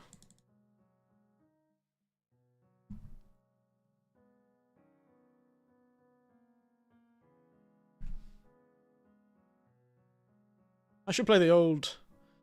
Whoa! Panzer Dragoon, what the fuck?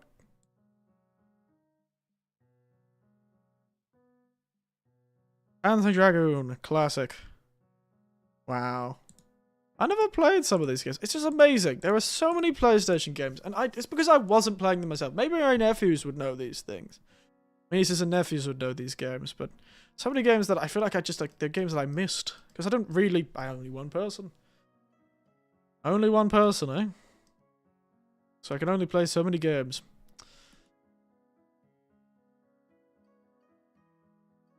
Anyway, alright, Omega Boost.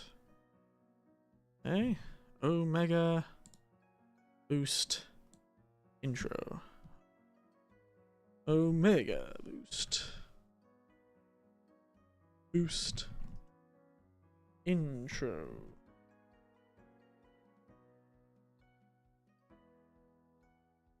Alright. Okay. Japanese intro. 19 years ago. Jesus. That's an old YouTube video. Almost 20 years old as a YouTube video. My god, some person pasted this a long time. It's funny finding these truly ancient YouTube videos. 20 years ago. 2005, this YouTube video was released. Alright.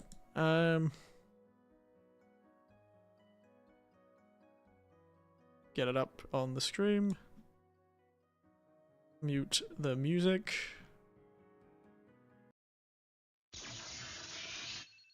Let's see. What is that?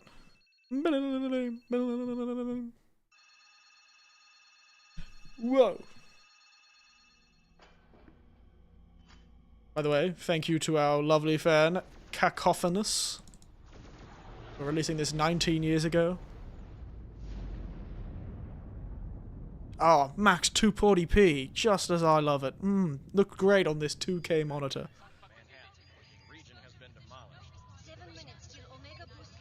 Omega boost. None of them. Is this the right one? This is not in Japanese though. Nah, why would I watch it in anything other than 240p?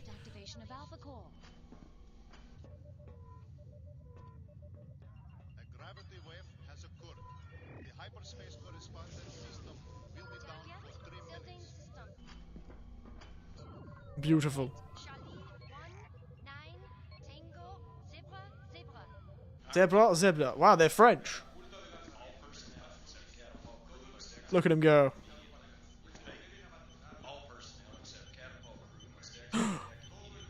Traveling into the past. Oh no, that's probably time.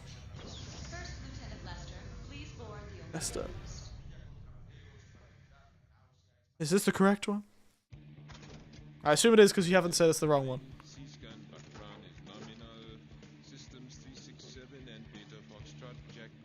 Why has all these characters got so many? They'd be like, what accent do you want? All of them.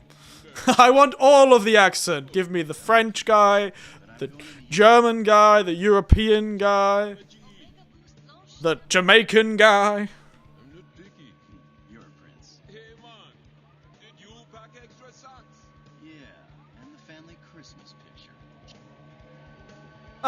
What the hell is this? God, this is an artifact of the era, isn't it? He bloody fellow looks like Judge Dredd. Oh, they probably thought they were so amazing with that human and 3D animation thing at the same time.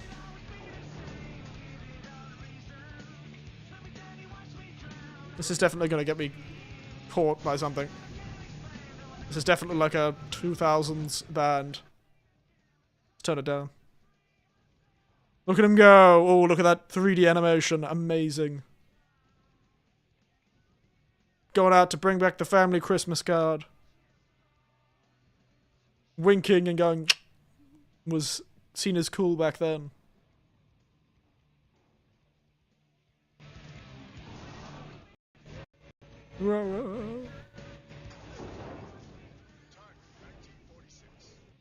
Oh, they're actually time traveling. The enemy has already activated the time shift.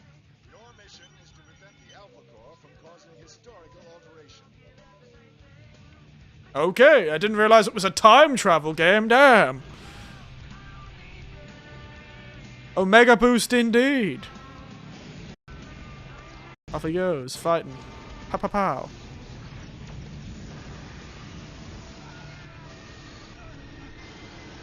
Damn, so cool. Hello. Jesus Christ.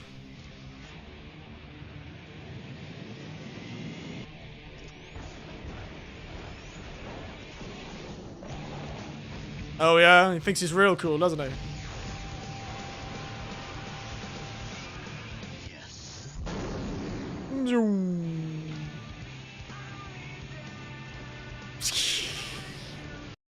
Very cool. Very cool. Wow, that is intense. Ooh. Spooky MacGuffin. We love to see a MacGuffin, don't we? We love a MacGuffin. Oh, look. It's HoloLive. Love ourselves a MacGuffin, don't we? And where we are. Alright, what a time. That reaches the end. The ultimate game of the year was Omega Boost. Get you the Christmas card. Yeah, man.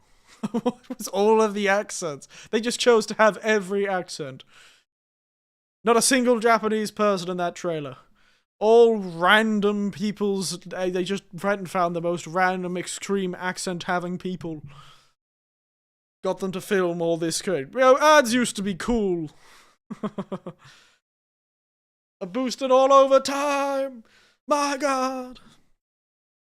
Anyway, let's jump back to it and get our background music back on. All right. What a time. Pretty big. You've certainly been busy this year. My goodness. Time is it? Jesus, it's already 11:40. I didn't even notice what time it was. Oh. What a fun time. So this was a stream. Don't you dare do that. Oh, so that was a thing. Bullshit to me. I'll throw you out a window. I will defenestrate you. Son of a bitch. I will defenestrate you. So yes. Alright. Now we should probably talk about what we're going to do next year. This was a stream. I have a lot of talking. I'm getting very hungry, so we won't go for that much longer. But let's talk about future plans. Again... do suggest things you want me to do. If there's something in stream type you want me to do you want me to do more challenge streams? You want me to do more this, that, and other streams? Of course, everyone, you are free to give those suggestions, especially if it's like a type of stream you want me to do. You know, maybe you want me to do a stream where I, you know, watch some videos on YouTube or something like that and do some reaction stuff. I don't know if you do. I don't. But I don't know if you want me to, but, you know, if there's more types of streams you want me to do, give me a shout. Like, more challenge streams, more, you know, things like maybe games I've already played, but do them in weird ways, that sort of thing. I'm assuming you're really enthusiastic about challenge streams. But, you know, that sort of thing. We'll, as long as those challenges aren't going to be, like, really long. But, yeah, that sort of thing. I'd be more up for types of streams. It would be nice. We'll see. But yeah, this coming year, I don't know what it's gonna be this coming year. I want to play more PlayStation 2 games. I do want to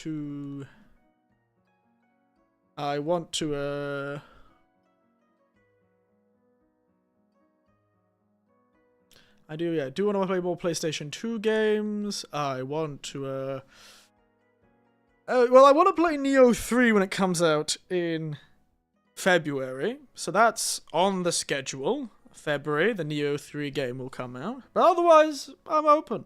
I'll probably, at the start of the year, for the first month, we'll probably be doing more... Well, I'll be back to work after the 5th. So after the 5th, we'll be back to work. But before that, you know, from the 1st through to the 5th, we'll probably do 1 or 2 streams. And I'll probably aim on doing, like, 1 stream games or 2 stream games. That sort of thing.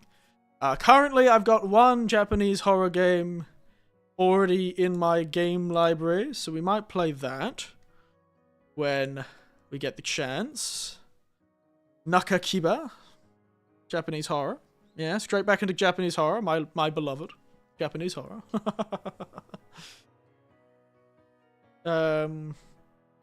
Otherwise, I think I have Game Pass until sometime soon. My Game Pass expires on the 17th of the 1st, so if there's any, like, horror games on Game Pass we can play, we'll play them there. Maybe we'll play Doom Dark Ages. It depends how long it is. How long is Doom Dark Ages? Doom Dark Ages. Dark Ages. How long to beat? 12 to 18 hours. Eeh. Ouch. That's a bit long. Oh, no, that's the best game I should play. I should play Bratz, registered trademark, Rhythm and Style. Yeah, that's what I should be playing on. The wonderful world of Game Pass. So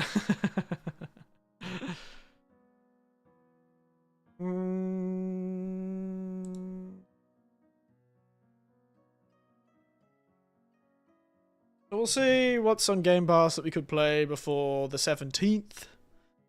That'll get us through most of the month.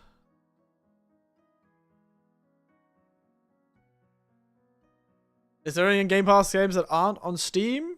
Not, pretty much none. That's the thing. That's why I'm like, I'll play Game Pass for games that, you know, I've already played. Oh, we could play Dead Space. Oh, we can't even play Dead Space 3. They have the Dead Space remake, but not Dead Space. Oh, there's Dead Space 3. We could play Dead Space 3, the best of the Dead Space games. The first Dead Space game with microtransactions. I remember the microtransactions of Dead Space 3. Deathloop, Diablo, Dishonored, Doom 64. Why would you want to play Dead Space 3? Because it's Dark Souls 3. It's got the same acronym as Dark Souls 3. It must be good. Oh, the old Dungeon Keeper games. That'll be funny. Dredge? How long is Dredge? How long is Dredge, guys? Dredge seems good. People say Dredge is good. Dredge. How long?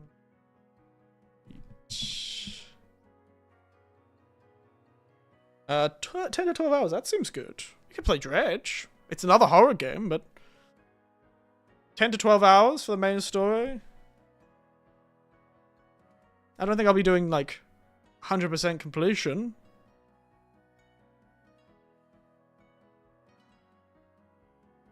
So they're saying left Psychopomp unsuggested. Yeah, that's good. It depends how long it takes the game. It's more that like, if there's like a game that I can use on Game Pass while I still have it, because I've stopped paying for it, so it'll run out. If there's a game I could finish before the 17th, I may as well give it a go, you know? I may as well give it a go. There's a game we can finish before.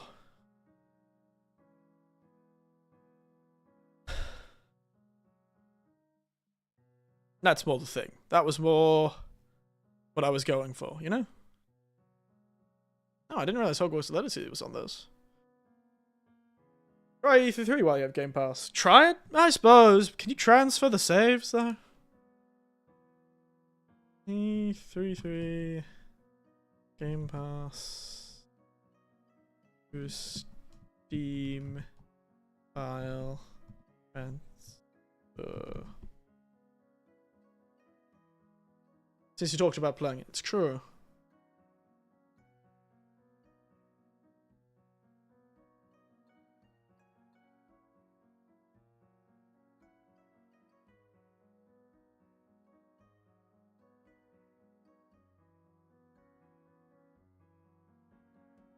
Okay, same trends. Let's open the folder, bunch of other folders. Replace the file in the Steam file location.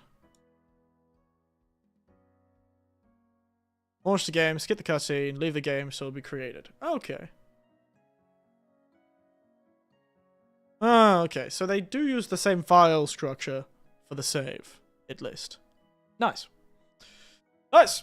So it is possible. We could try E3. I did talk about playing it, so we should probably try it. But I feel like if I start it, I would want to finish it. You know? And it's so long. It's like 60 hours long.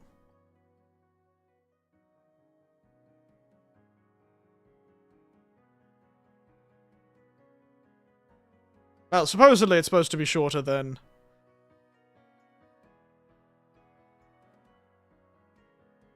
I'll probably be somewhere between 30 to 50 hours, perhaps.